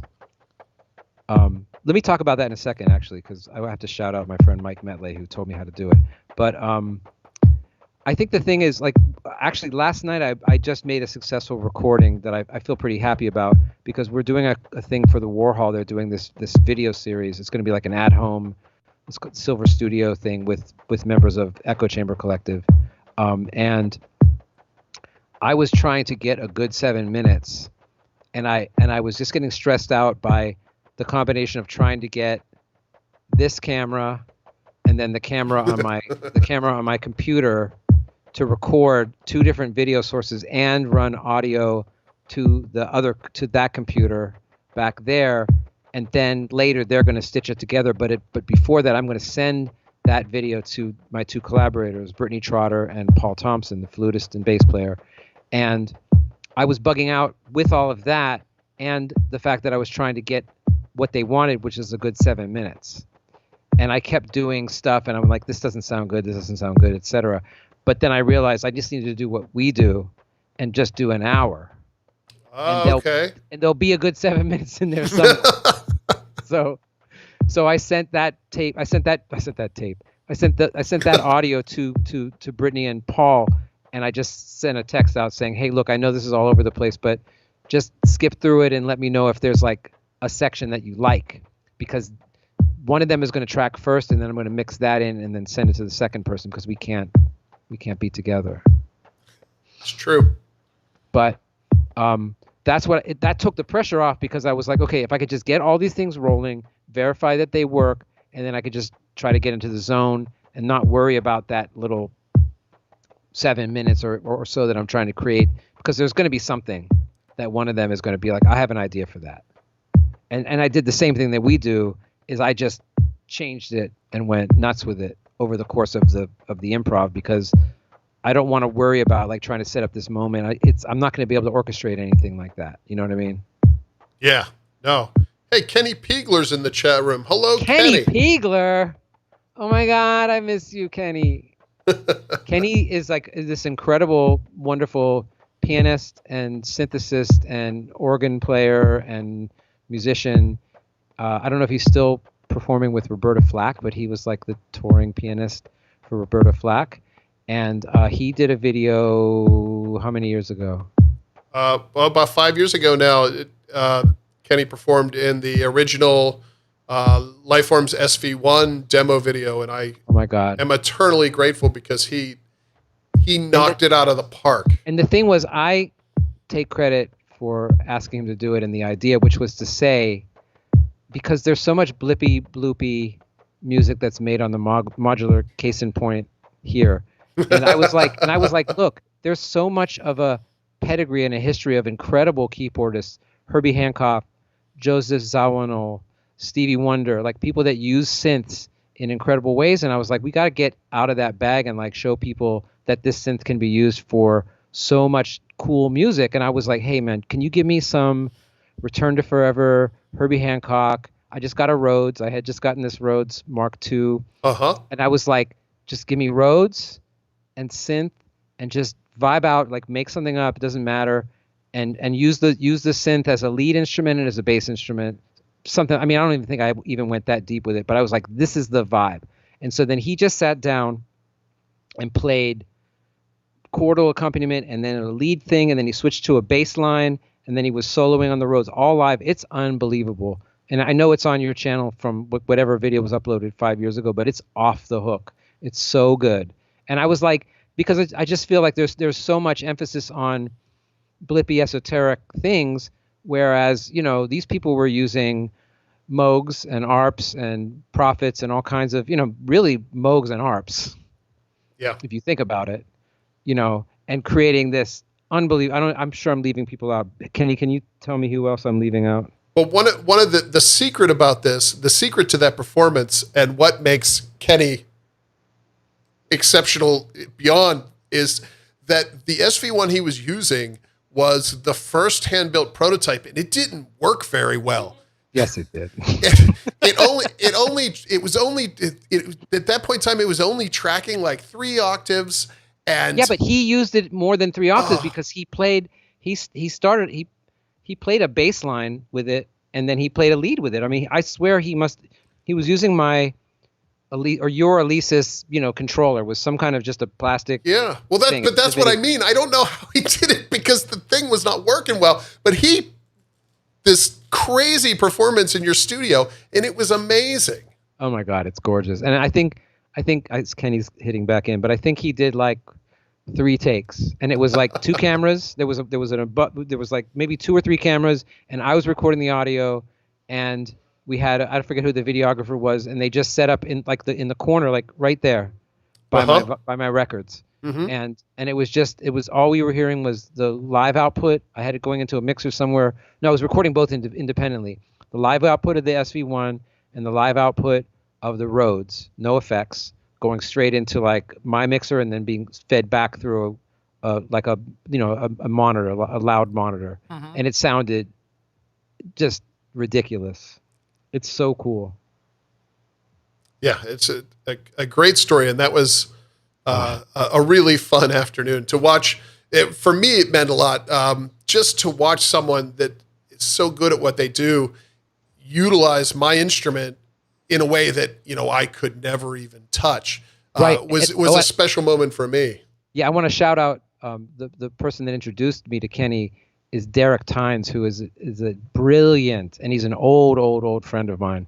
I've known him I've known him for so long. But he is like this gospel musician, preacher, incredible, unbelievable, beautiful person. And he was like, "Oh, I'm hanging with my friend Kenny, and you should meet him." You know, like that's kind of the kind of person he is. Just puts people together. So, yeah, I mean that was unbelievable because that's the thing. I mean, there's so much pedigree. Oh, George Duke, you know, like Lyle Mays. Name some more. You know, like you've got musicians from, you know, the late 60s through. Let's stop at the late 70s because stuff was getting a little. There was some bad disco fusion stuff there, but I mean, you know, just unbelievable, gorgeous use of synthesizers. So that's what we asked for. It was fun to remind people that, you know, this can do more than just little bleepy bloopy, strange self-running patch, which right. is And to your credit, the SV1 is just a beautiful, legit synthesizer voice. You know, it's as lovely as any classic, in my opinion, a mini Moog or a Pro One, or it's totally its own thing. The filter is gorgeous. The options are, it's all there. And I think it speaks to you wanting to make one completely self-contained thing. Like modules are cool, and obviously you can't do that. You can't do what this does on like a synth that's designed to do one thing. But what it gives you on the other side of that is an instrument. Yes, and this is an interesting segue that I wasn't anticipating. And that is, out of a pure coincidence from that conversation, the SV1 is coming back Tuesday. We are announcing the SV1B. It'll be available to order Tuesday. There'll be a new video. There's of me and Michael being goofy in the woods. And there'll be some other stuff coming out related to it, but you will be able to order the new SV1B on Tuesday, and they are shipping immediately. The team has been incredibly hard at work at the shop putting these together, as I've been sort of working remotely from home here on other stuff. That was a B, by the way. I like that. So thanks to the team for working their butt off, Perry and Ross and Michael, Danielle, for getting the SV1B ready to go. We have them. We've got some stacked up at the shop. We sent out a bunch to dealers already this past week. So when you order them from Tuesday, you can order them from our dealers. You can order them from our website directly, and they should ship right away. And but I'll be back online Tuesday. I'm going to do a live stream where I'm sort of just running through it and talking about it, just sort of hanging out with the SV1B on YouTube, so people can come and hang out with me. That should be pretty fun. But that's enough. That's not what tonight is about. Tonight was really about that. Tonight is about that too. Tonight is about modular clock experiments and my Sunday evenings that I spend with the fantastic Herman Pearl. Yes. I haven't been. Herman, your studio's looking good. It's been a long time since I've been there. The Pittsburgh Modular used to be in the same building as Tough Sound, but we moved a couple years ago. We're not that far away. We're only about 2 blocks away, but it's not the same as running up a flight of stairs. I know. And being in the studio. But it's good to see you virtually today. We'll be together again. I feel like we've come to the sort of natural conclusion of things. But whatever you want to do. Do you want to play for us a little bit? Yeah, sure. I'll switch it over and see what I can get out of it. So let me just say briefly, I'm going to switch back over to the overhead cam. Oh, they're asking about Borderland Sync. Can you cover that today, or do you want to talk about that? Because I know you said I'm going to talk about it, but I can't do it. Okay. But I'm going to switch over to the overhead cam. All right, I'll switch the cameras here.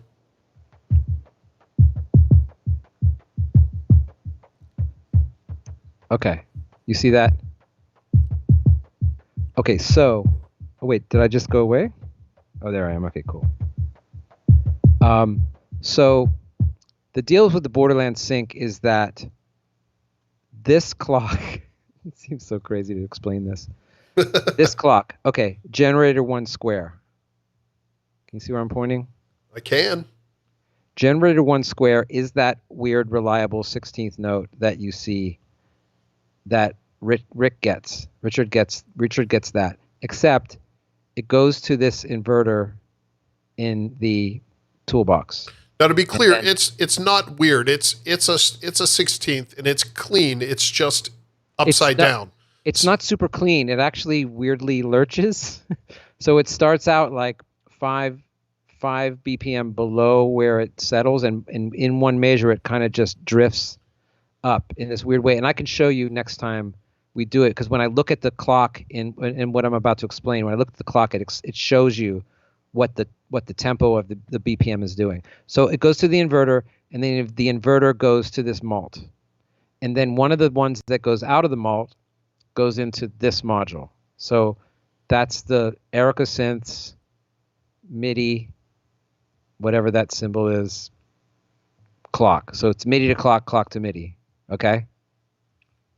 So it's getting the same thing that Richard gets.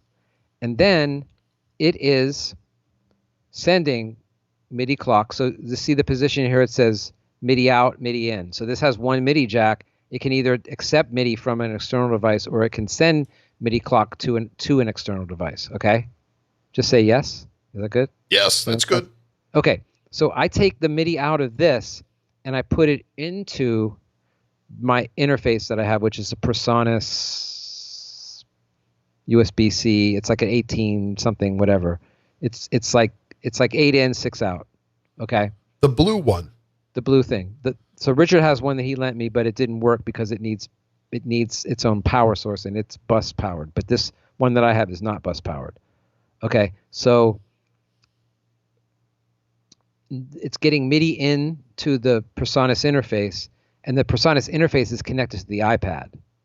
So the iPad is receiving the clock from the generator through the PreSonus interface. Cool?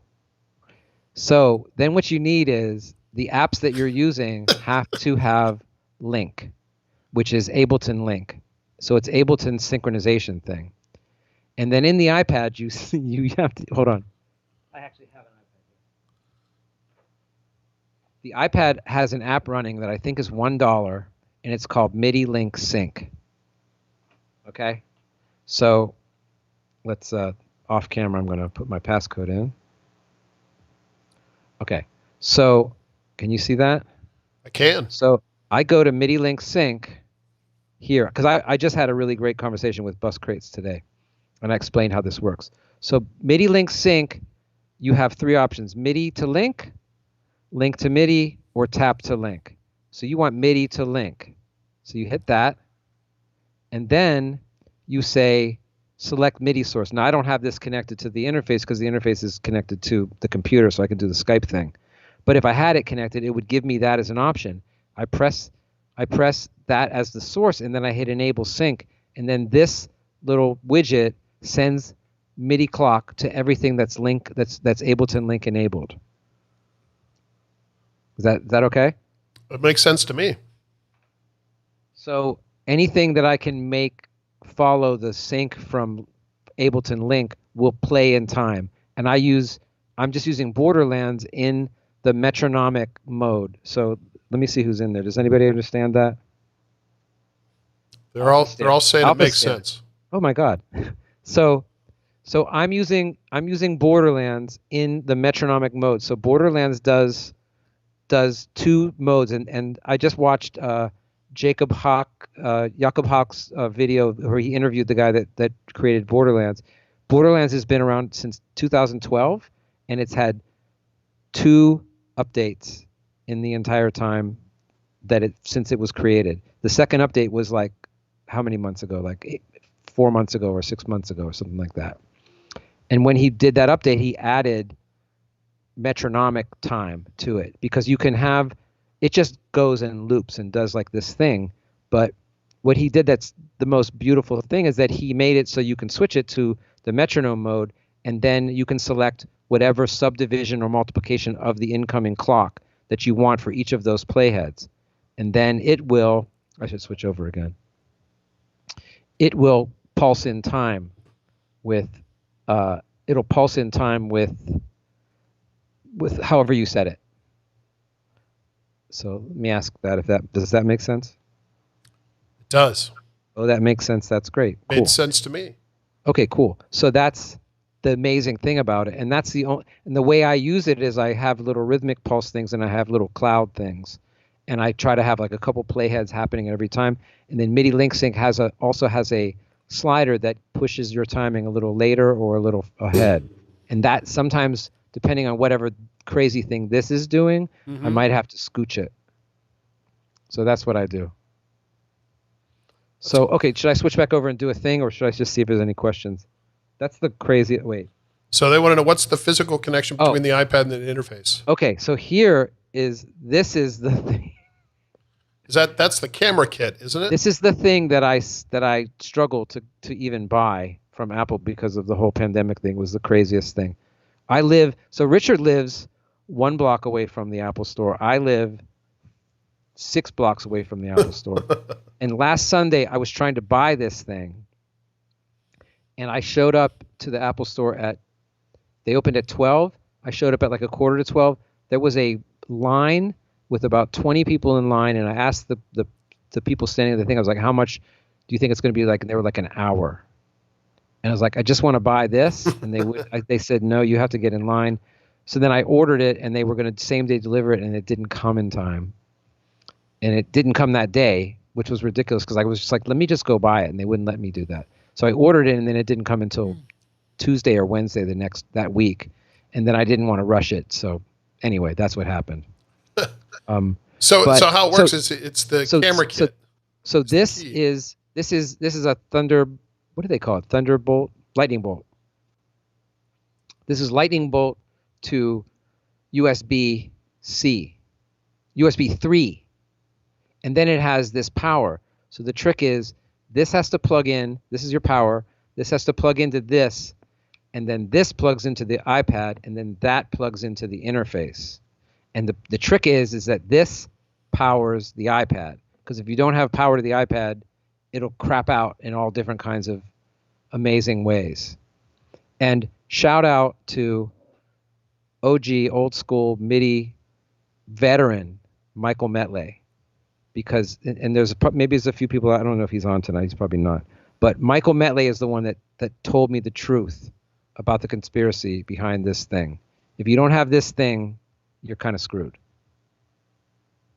I don't have so then that goes to the interface, and then the interface. And he said if you use the camera kit, it gets you out of a whole host of like issues because it powers the iPad and it lets you use a more robust thing rather than a custom little dongle thing that's made to do just the one job.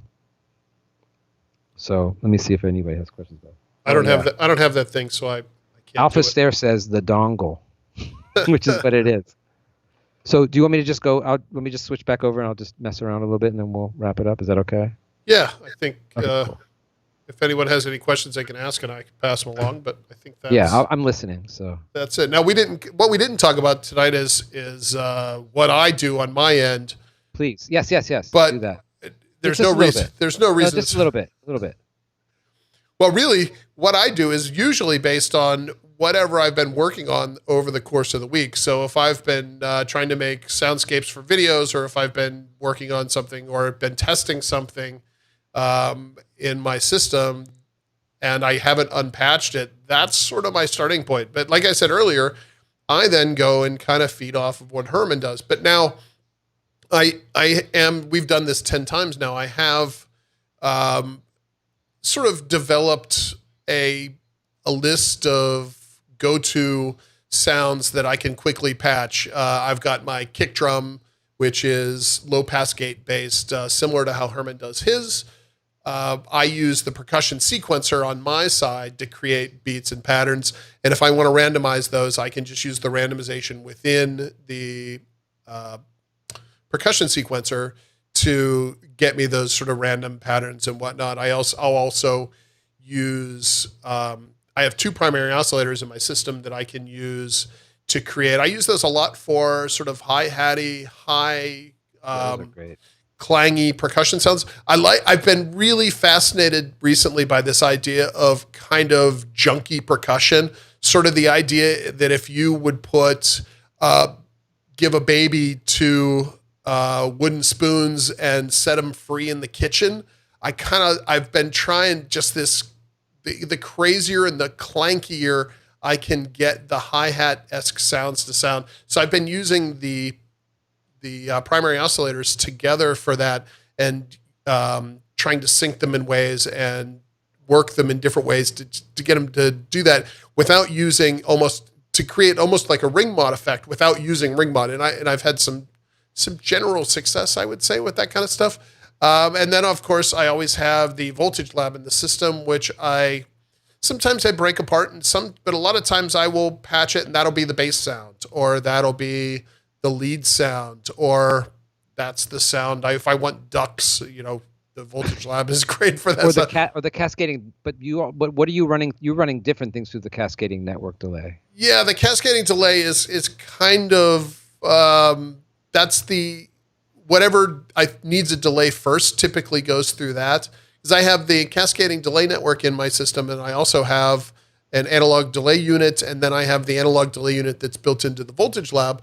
So the first thing I patch up typically goes through the cascading delay because that's my favorite, and then the subsequent sounds, the subsequent sounds then go through whatever else is available. Side note on the cascading delay network, they just shipped to us this past week, so we should have them in the shop this week.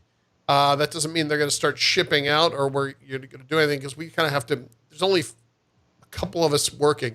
The Pittsburgh Modular is a little tiny company, so right now we're focused on the SV1B.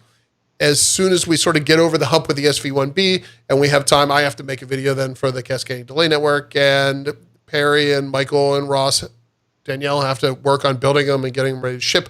So once we do that, then there'll be, we'll do a video and all that, and we'll do the announcement. But if you're interested in wondering what the hell happened to it, just like everything else, COVID happened to it. But it's coming through, and it will be coming out. So anyway, that I use that a ton in the patch. I use it if you hear any like ping-ponging delay effects, that's always the cascading delay network. Or if you just hear a cacophony of feedback and noise, that's probably the cascading delay network as well. And then the rest of my system kind of changes from week to week. Again, my modular is kind of it's a working modular. It's not, I don't have a personal system, so to speak. I have a system that I have to use for a lot of different things. So whatever modules are kind of in there over the course of the week from whatever I'm doing for work is what I then perform with. So sometimes the phase shifter is in there. Sometimes I have some digital modules in there. And for a while, the SV1B was in there because I was testing it. That had to come out because I needed to put it in a black box to do some filming. So I ended up putting in a second double helix. And depending on then what I have in there and what Herman's giving me as far as a clock and a vibe, it really sets the tone for what I end up doing. So that's the short answer of what I'm doing. So let's now jump back to Herman here. Okay. What I don't have is I don't have the iPad connected at all. So I'm just going to do the two voices, and I'll just screw around with it a little bit. Yeah, that's perfect. But I think that's even better because we have spent the last hour and a half explaining what you're doing. So it's nice now that we can focus on just listening. And I never get to focus on just listening to what you're doing either. So this will be a good way to, without me cluttering everything up, to listen to. Yeah, Herman. So no pressure. This better be great. Okay. Because we never get to do this, I'll just point out one thing, okay? Yeah. This and this affect tempo of what the weird thing. And these two knobs, just for people coming late, these two knobs change the pattern in a way that I don't know that it will do, okay? And then these mixers are feeding. Well, this is the drum. This is the bass voice. This mixer is feeding this low pass gate, and it's giving us the primary, wave shape or whatever that is. That's driving the ping input, and then a secondary one, which is taken from. I took it from the difference, and let me switch this back to the odd even, okay, for the snare voice, and then it's also this attenuator is an input for this oscillator coming from the chain reactor. So I'll just do a little bit of it and then I'll do it. So this is doing the thing, and I'll put this is the snare voice against it.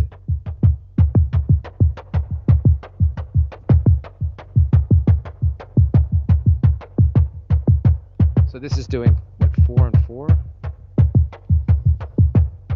Okay, there. That's your steady thing. So I can change this and I get a different pattern. I can change this, and it slows down. I can change it, speed up, slow down this, and then I can speed it up here too. And then I can speed it up here or slow it. This works the other way. This slows down this way and speeds up that way. So there's a mystical relationship between these three things that I don't know what it's going to do. But we're hearing this steady pulse against whatever the weird thing that this is doing. Is that cool? So I'm following you. And then this is the radio, and it's getting this from this. But I'm going to switch it. No, I'm not going to switch it. I'm going to use this. Not the bass. The bassel's not doing anything. The bassel is doing this. I'm getting that kick. So see, if I get rid of this, but then I'm going to go back to the thing that the generator's doing.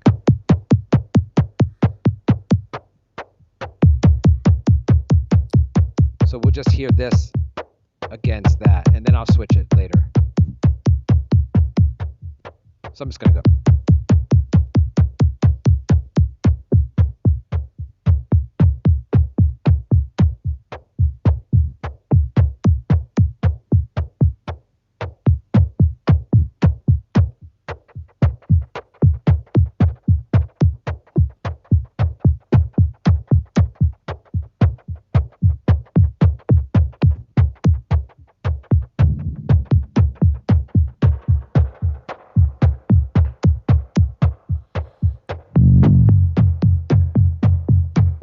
There's a question in the chat room asking, I think you're going to have to explain the generator patch again, Herman. They want to know what the patch, the FM. Put into the Gen X?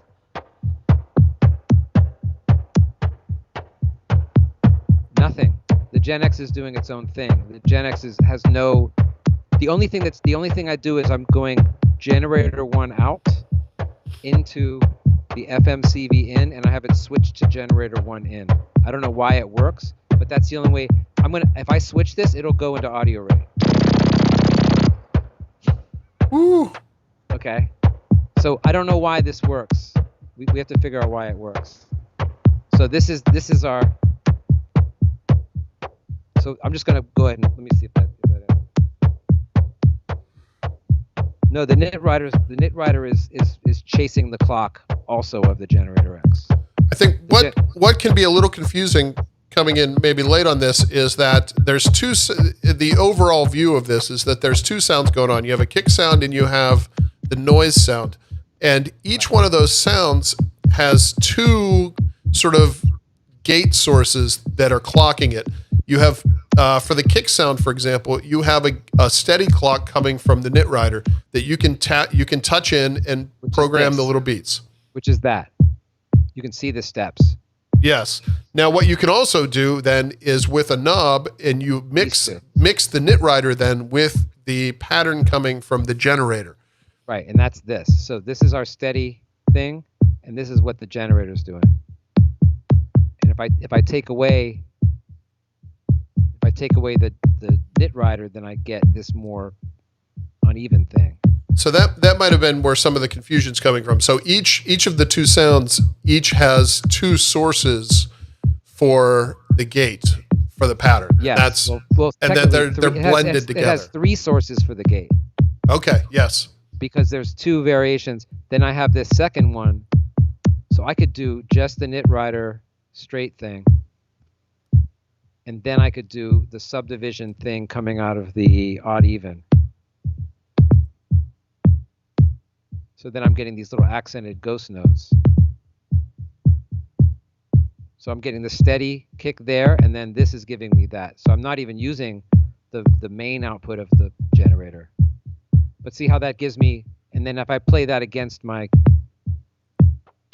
steady thing that's giving us our meter, you can hear that it's giving you straight quarter notes essentially, or whatever you want to call them. But it's giving you this double time variation that is completely not repeating. All right, not to confuse anybody, but and this is sort of mildly unrelated. I think it would be interesting if next week when we perform, if I have a Generator X in mine, and what'll happen if you split and give me something, if there's maybe a way we could sync them somehow. Well, that's the problem, is that I've never found a useful way of taking any kind of external clock and making it do anything that wasn't complete chaos. Yeah. If I patch any square wave into this thing anywhere, it just goes to hell. It just does this. And see these two rate switches. That's sort of interesting, but I never use it. But it has to stay there, and then it has to have this thing happening to play at audio rate, because otherwise it's that, which is interesting. Yes. But it makes everything just fall apart. James asks, is the mixer being used as a CV mixer / switch selector? It's being used as a CV mixer and an audio mixer, because the audio is also coming from the audio from the chain reactor LFO is also going into this and getting mixed into the input of that. So if I bring this in, listen to what it does. You have to have headphones on. You can hear it, right? I can hear it. Thumbs up if you can hear that. I just gave a thumbs up, even though I'm not on camera right now. Right. But no, not thumbs up. I mean a thumbs up. And then. So okay, I'll just do this. This is the last time I'll mess with this. But that's the audio from this oscillator. That's without, and then a little bit in there. You can hear that weird sustain, and that's coming from this. You can change the tuning of it. But you hear the other thing that's cool is that the low pass gate is doing all these weird things, and if you want to make it a little bit more tameable, you can back off on the resonance and back off on the FM and just get this very subtle thing. There's so many different sounds to this thing. You know what I mean? Yeah. So okay. The next question is, have you ever used the timetable or time runner, and can you compare? I'm guessing they're asking if you can compare it to the patterns you get with the generator. No, and it hurts me, and I love you, but I've never understood that thing. Either of those. And I had the time, which was first, the timetable. I had that first, and there was sometimes I would get musical things out of it, and when you redid it as a time runner, I just never got it the way this thing works for me. Yeah, but and I've tried to get you to help me to make it funky and weird, but it just never. The subdivisions and weird patterns that came out of it were just not appealing to me, and that's just me. Yeah, the timetable is definitely it's a flavor, and it was designed to be chaotic. The way it works, it never was going to be a normal sort of clock divider or anything. That's not how it was designed internally. So it's just sort of clock in, chaos out. The time runner is a little different. The time runner was designed to be a clock divider that you can then manipulate using analog logic or digital CMOS logic. You explained it to me, and I couldn't understand what the hell you were talking about. Yeah, well, the problem with explaining it is it's the logic cascades on itself. So, the first channel is very straightforward to explain, but then the second channel, it depends on what the first channel is doing to give you what it's going to do, and then the third channel depends on the first two, and then the fourth. So yeah. It just sort of collapses on itself in a way that it makes it really difficult to explain to someone how it works. I just also never vibed with the patterns that came out of it. That's the problem. I think it's just a taste thing. Yeah. It's just I mean, the fact that I love what the Generator X does, I can't even understand. I can't explain why it works, but it's just giving me something that I don't know any other way of getting. if that makes sense. Oh yeah, it absolutely makes sense. But I tried. I've really tried to connect with patterns on either of those modules, and I just never liked them. They're not the thing about it is that this is funky. It's very funky. You know what I mean? Like I can't just even explain how cool that is. I mean, right? No, that's kind of what makes these clock experiments interesting, is that it is funky, and a lot of times it dips into dub territory. Yeah, and I can't even know. It's just more a matter of going with it and just accepting that it's out of my. There's the part of it. I mean, it sounds very hippie-ish, but I'm not like a great musician that can like pick up an instrument and like Kenny and just wow you with some chops and like tones. You know, I have to. I'm more of a dub producer, and like that's the thing. Is like this thing is giving me.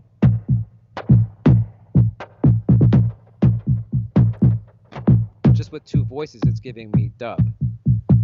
And the tone that I'm getting out of this mixer. I mean, listen to that spring reverb.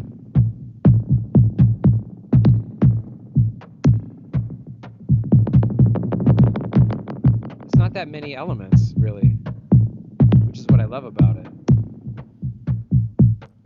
No, it's nice to listen and focus on just what you're doing, because, like I said, when we perform, I'm then dumping 3 or 4 more layers on top of this at any given point in time.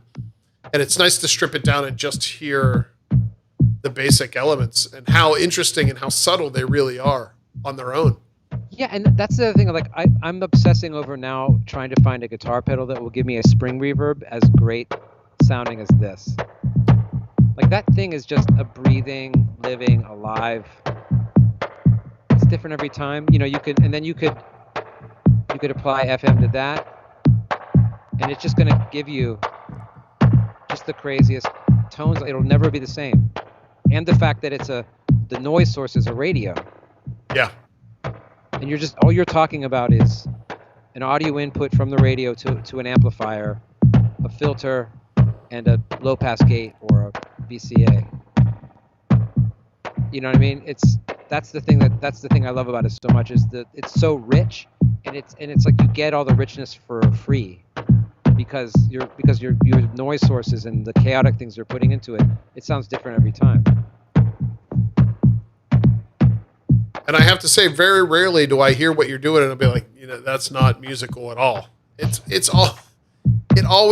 always musical, and that's what's, for me, that's why it works, and that's why it's easy to then add something to what you're doing that hopefully adds to the overall picture.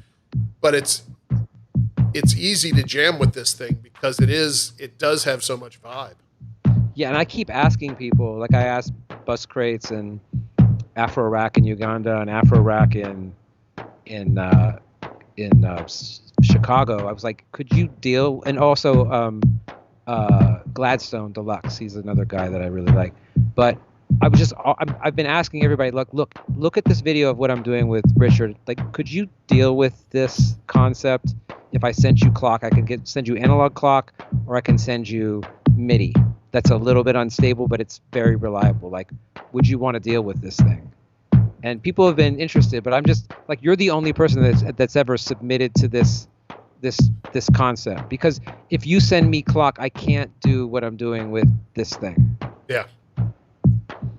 So that's the secret behind the lie that I'm, you know. Pete wants to know which spring reverb. Oh, okay, so it's the board is, and I feel like I can give it away because I have one and I can't really lust after this anymore. But it's a mid to late 70s electro voice mixer, and it's the BK series. And hold on, I have a 1232, but they made an 832 and a 1232 and a 1632 and I think a 2432, and it's all the same channels. So the channels have a really gnarly preamp, a 3-band EQ with like a low boost cut, a low shelf, a high shelf, and a mid-band boost cut, and it's like just brutal EQs, and then a fader and an aux send and a but the built-in spring reverb is the thing. Because listen to this. I know I keep talking about it, but that's what we're here to do, Herman. I mean, it's so nerdy but it's gorgeous. I mean, it really is a very lush sound, and I don't know if I could ever find a pedal. I think there's probably something to the drive circuit for the tank. You should make one. You could use this circuit. I had Michael design a tank circuit for me. A tank driver? A tank driver years ago. And we've just never had the instrument yet to put it in. You know what? I suspect that's going to change in the next year or so. But right, now... I'm just going to say it publicly, and I've never asked you this or said this to you, but dude, make that thing and just outsource the tank to whatever tank. You can buy tanks so easily. And just make sure there's a tilt circuit so that, it sends a bassier or a darker or brighter sound to the tank. And just keep it clean and flexible. That's all we need. Yeah. Well, that's you can't put the tank in your case. That's just dumb. No, it doesn't really fit. And when we're doing these instruments, it doesn't really fit. But in the future, tanks have come up for some of the projects we're working on now. So we'll see. I would love to have it because I think it sounds really good. And it's being an analog guy, and anytime I can use analog effects, I'm all about it. I have to say. It's as analog as it comes in terms of ambience, unless you're going to make a plate, which we're. Ooh, yeah. No. I think there's too much emphasis of people wanting to squeeze things down into this system, and I'm just going to say it. You don't have to put everything in the case. Well, what we're running into now with some of the stuff we're working on is we can't physically squeeze more into what we're doing. And what we're finding is now that we're sort of working on some different stuff that have different requirements and different, I'm just going to say things, because I don't want to get in trouble and I don't want to give anything away. But no. What I'm finding is that the density that we were working at in the past doesn't fly. You can't do it, which is one of the reasons why the lucky lottery winners who were kind enough to join our Kickstarter campaign or the people that were lucky enough to buy a Voltage Lab after the Kickstarter campaign. That is sort of a one-shot deal because of sort of all these limitations we're running into with some other stuff. So, but we're going to work around it. But what I'm trying to say is maybe there'll be room in the new cases to put a spring reverb, and that'll be awesome because it sounds glorious. And I don't think spring reverb is a terribly difficult thing to get sounding really good. It just we have Michael Johnson, like I said, has already given me a circuit for it. And the fun thing is then sitting down with him after we build it, and the afternoon that I get to sit there with him and tweak it, and I'll be like, well, I want to. How can we make it sound a little warmer? Or how can we do this? And be like, dirtier. Well, yeah, or a little dirtier. And he'll go, well, if you change this resistor to this. Oh my God. And then I'm like, okay, but what if we? And he'll say, but you only want to change it by. If it's a 1K, he'll say maybe by a factor of 5. Try that. And so immediately I go factor of 50 or 100. And then we sort of, that's how our workflow is sort of, and then you kind of pull it in and you find the sound. But those days where I get to sit down with Michael and we sort of really tweak stuff out are the best days. The exception being maybe the analog, anytime we're trying to fine tune an analog delay, because analog delays are it's absolutely frustrating because you want it all, but the circuit gives you one or the other. You want it to be, this analog delay unit is brilliant, and it's just right. And I'm sorry to be like a company show, but it sounds fantastic. It's small. It sounds amazing, and it has a great range. Well, that's what it. With that one, we lived within the limits of what the circuit was willing to give us. A lot of times with this stuff, you always want them to be longer. Like the analog delays, I want it to be longer. I want it to be longer. And I get it. I wanted it to be longer too.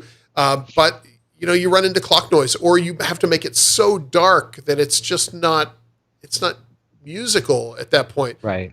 So if you play within the limits of what you can do, and you have someone doing some amazing engineering on the back end, like Michael's doing, you can make it shine.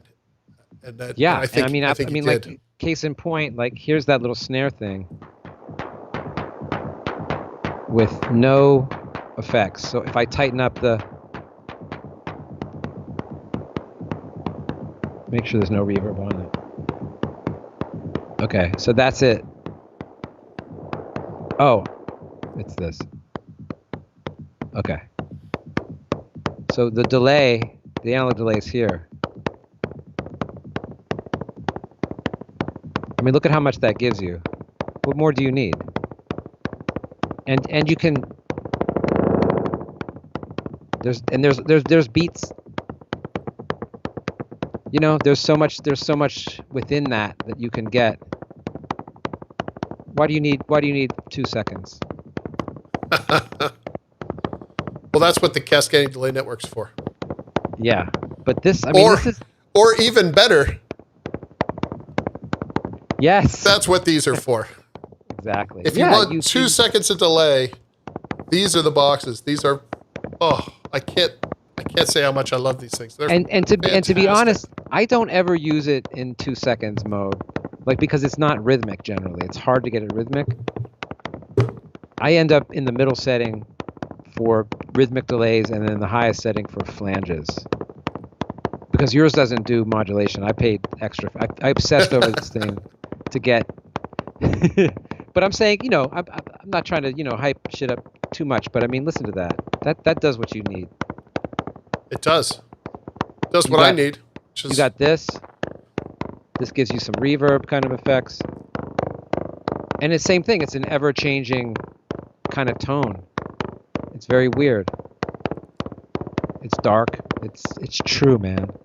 Well, it's just one of the flavors that made the Voltage Lab a really unique instrument.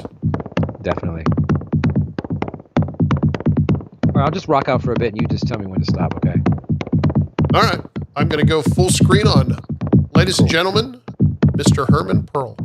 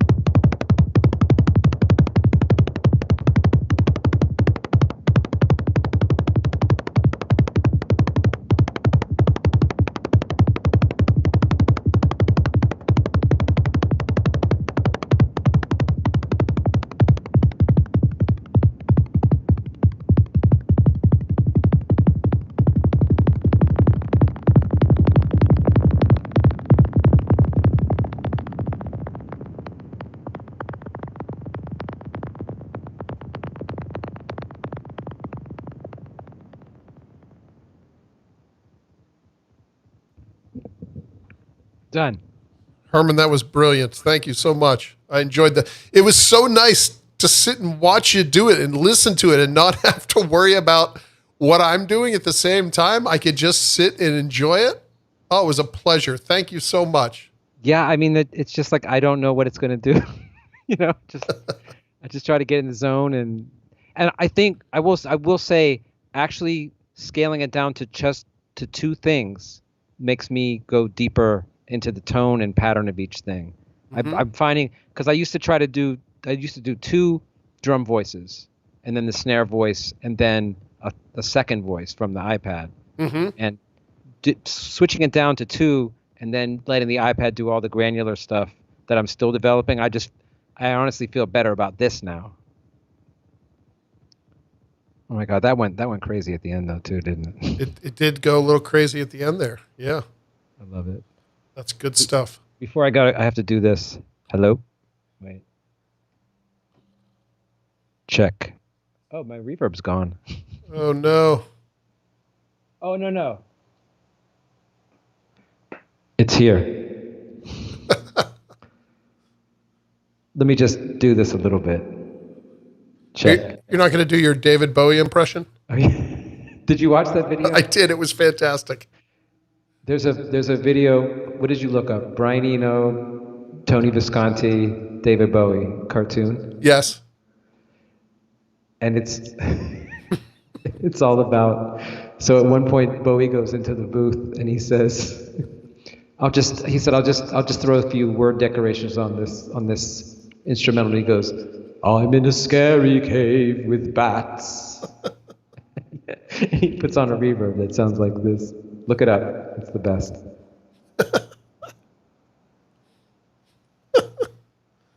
That's good stuff. I took it off. All right. Thank you.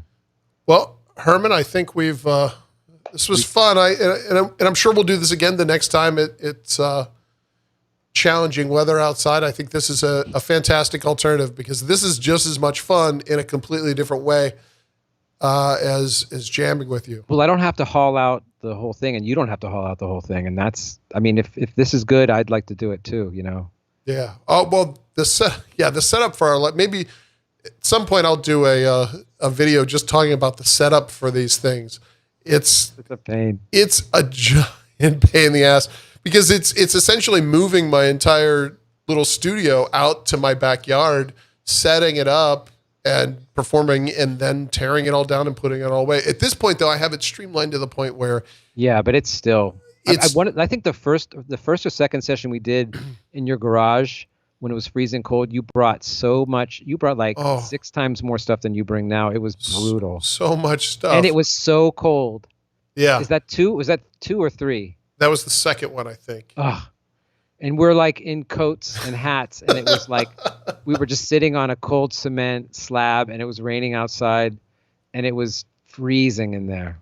And that's when I was using my home setup, my home studio setup.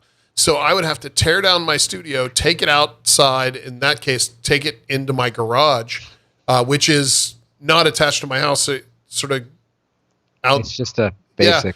Yeah. So set it up, do the live stream, and then tear it all down, and then set it all back up in my dining room because I don't have a little home studio. I've sort of commandeered our dining room for this. But, so even now, though, I have a dedicated set of gear where it lives in the basement. I bring it out. It's a relatively quick setup. I can have everything set up now for these things in 2 hours or so. Right. And then tear down I could tear it all down in probably about an hour. The key to tear down is to do it neatly and not just throw everything in the container because next week would be a nightmare then. But so it's about as streamlined as it could get. It would be a lot easier if I didn't have to set up both the audio and all the video gear. The video gear takes just as long to set up as the audio does, but it's fun. That's kind of why I have this stuff, and we're all at home. It's one of those cases of it's a fun way to use my toys, and it's been a blast. I do want to say I normally get there like 6:30. Sometimes if I'm running a little late, 7. But my setup only takes like 10 minutes. Yeah. Which I'm sorry that you have to suffer. And also with all this COVID business, I'm not allowed to help him even break down. So like the height of it, not that we're not in the height of it now, but there's always a height of it. But at the very beginning, like we were both so paranoid, and it was like just the depth of like panic mode of this business. Like now I feel a little bit more just resigned to but it was so new that we were so paranoid that we wouldn't come within like 20 feet without being covered in a baggie, and everything was, I don't know. I just felt, I feel I'm not being any less careful now, but I felt then at the onset I was in a terror. Yeah, but I have to say we are still social distancing, and we're still practicing the same. We're still doing the same things we did on the first week as we're doing now, but now we have more of a system, and now it flows a little better. But I'm doing the same thing, but I'm not as fearful. Yeah. So as a public service announcement, we are very diligent in the most severe ways. I don't touch any cable that I touch. He's wiped it with bleach, and before he touches it, he wipes it with bleach again. So it's a very hyper vigilant. Not 100% bleach. It's a cleaning solution that we've concocted. No. Not a bleach water mixture. Yes. But I mean, it's as over the top as you can get, I think. But I think my favorite part is the end of the evenings when we're finished and we sort of shut down the stream, and you're packing up and I'm packing up, and then you're sitting there talking with me and I'm still packing up, and you've said it many times, and I can see it in your eyes when we're hanging out talking at the end, and I'm cleaning up, and you're just sitting there that you want to help, but you can't. I know it's in my heart. I'm a born. I've been doing this longer than you. Well, I was going to say it, and there's been more than once where I could see that you've judged me not only just with your eyes, but you've judged me verbally on how I wrap the cables. Oh yeah, you're doing like the over your arm thing, which is that's a sin. You gotta. Should I do it on camera? For those who don't know, Herman, Soy Sos, owns and runs a recording studio. So he has a deep, intimate knowledge of how to do things properly. I am a hobbyist schmuck who does this stuff for fun. So for me, when you wrap a cable, you just wrap it around your arm because then it's a nice length. Herman doesn't do it that way. I'm going to demonstrate this. Look. We'll be quick, okay? So you don't do that. You just feed it this way. Okay. Always shaking out the kink. Getting any of these out. This is the size you want anyway. So you're always working the kinks out. And then when you're done, whoops, this one's because they get twisted. So you get it there, and then you should have a tie. Oh, I'm a nut for Velcro ties. This is the only cable I don't have a tie on, but don't let anyone. He makes exquisite instruments, but he's not a good cable wrapper. We all have our ups and downs. Our strengths and our weaknesses. I love microphones, and I just want to mention for anyone that missed the beginning, this is an EV Electro Voice 666. Or a 66. No, this is the 666. I have a 666R as well, but this is the mic of the beast. It's a late 50s, early 60s. They're really overpriced, but it's a dynamic. It's like almost kind of a little bit of a hypercardioid. It's a narrow cardioid mic, but look at it. Look at this mic. Yeah, it's super cool looking. I mean, it's like I think it's like a Russian submarine, and has a thumb grip that is actually very microphonic in a way that it shouldn't be. I thought that was, that's a feature. No, it's like it was designed as an interview mic, and you can see this mic on a lot of presidential addresses from the 50s and early 60s. Like they used the 666 for years. I can't believe that some Christian fundamentalist wasn't like, we can't use that microphone. It sounds great. I have a Rode Podcaster mic. Because why would I have a nice mic? I don't need one. No, that's a good mic. For what I do, this is really good. I have the microphone I normally use is an SM58. Anytime Michael and I are running around, we're using an SM58 with a blue cover on the top of it. It's a brilliant mic. And I like it just because it looks, with the blue cover, it looks silly. And to me, that's as important as how it sounds. Oh, I do want to say that I felt like you were referencing, I told you yesterday that I felt you were referencing in this new video, the Monty Python skit, How Not to Be Seen. I was. Which have people hiding behind trees. Yes. I absolutely was. And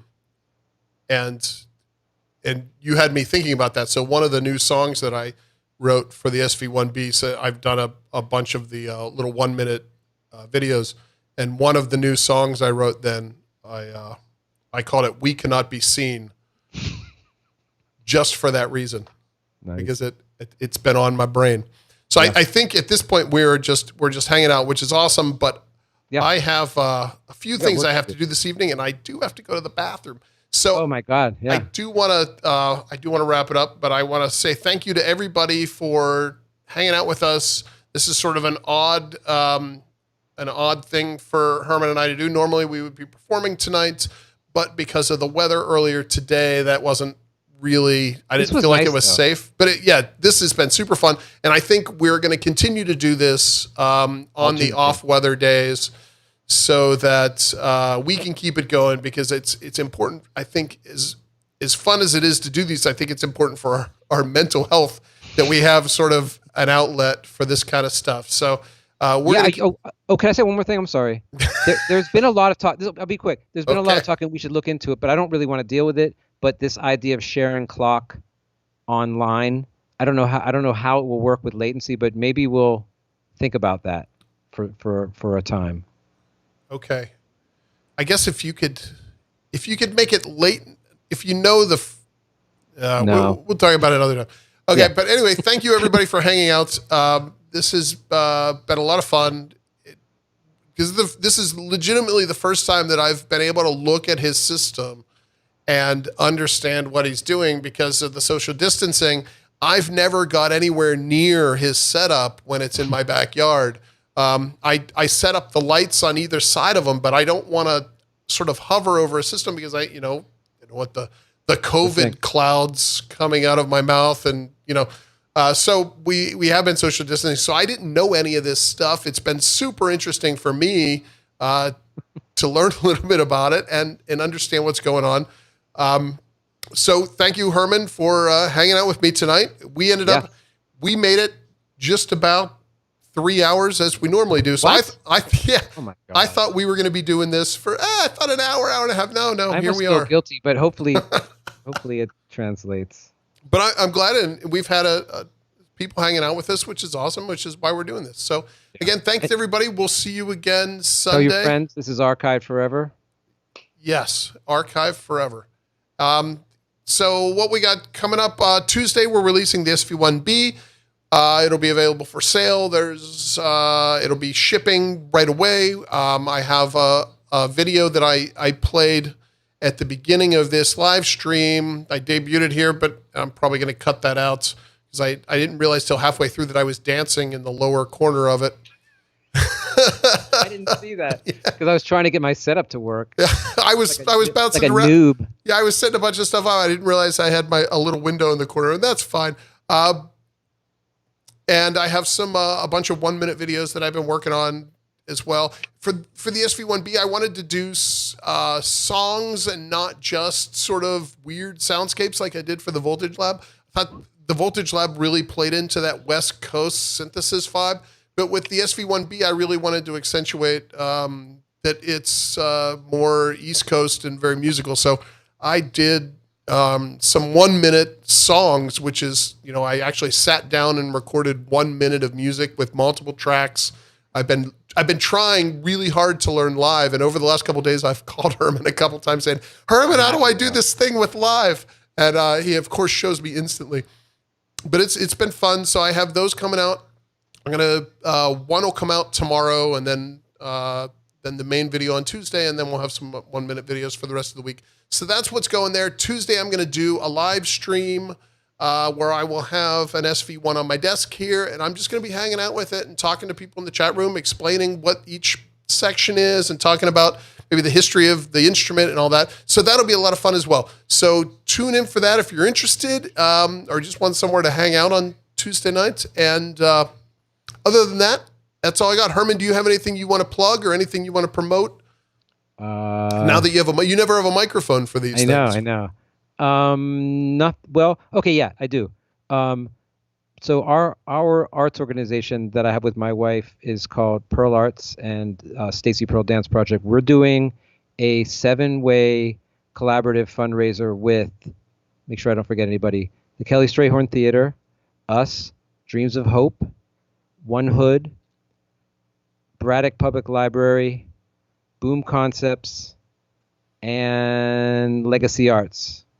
So we're doing this thing. It's going to be July 16th, and these are all of our people, and it's like incredible organizations, mostly queer and Black and women led, and it's awesome. And yeah, that's what I have to plug.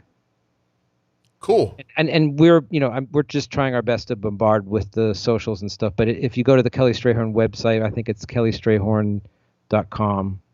I should have had that ready, but you'll find it. And I just want to add echo to my voice at the end.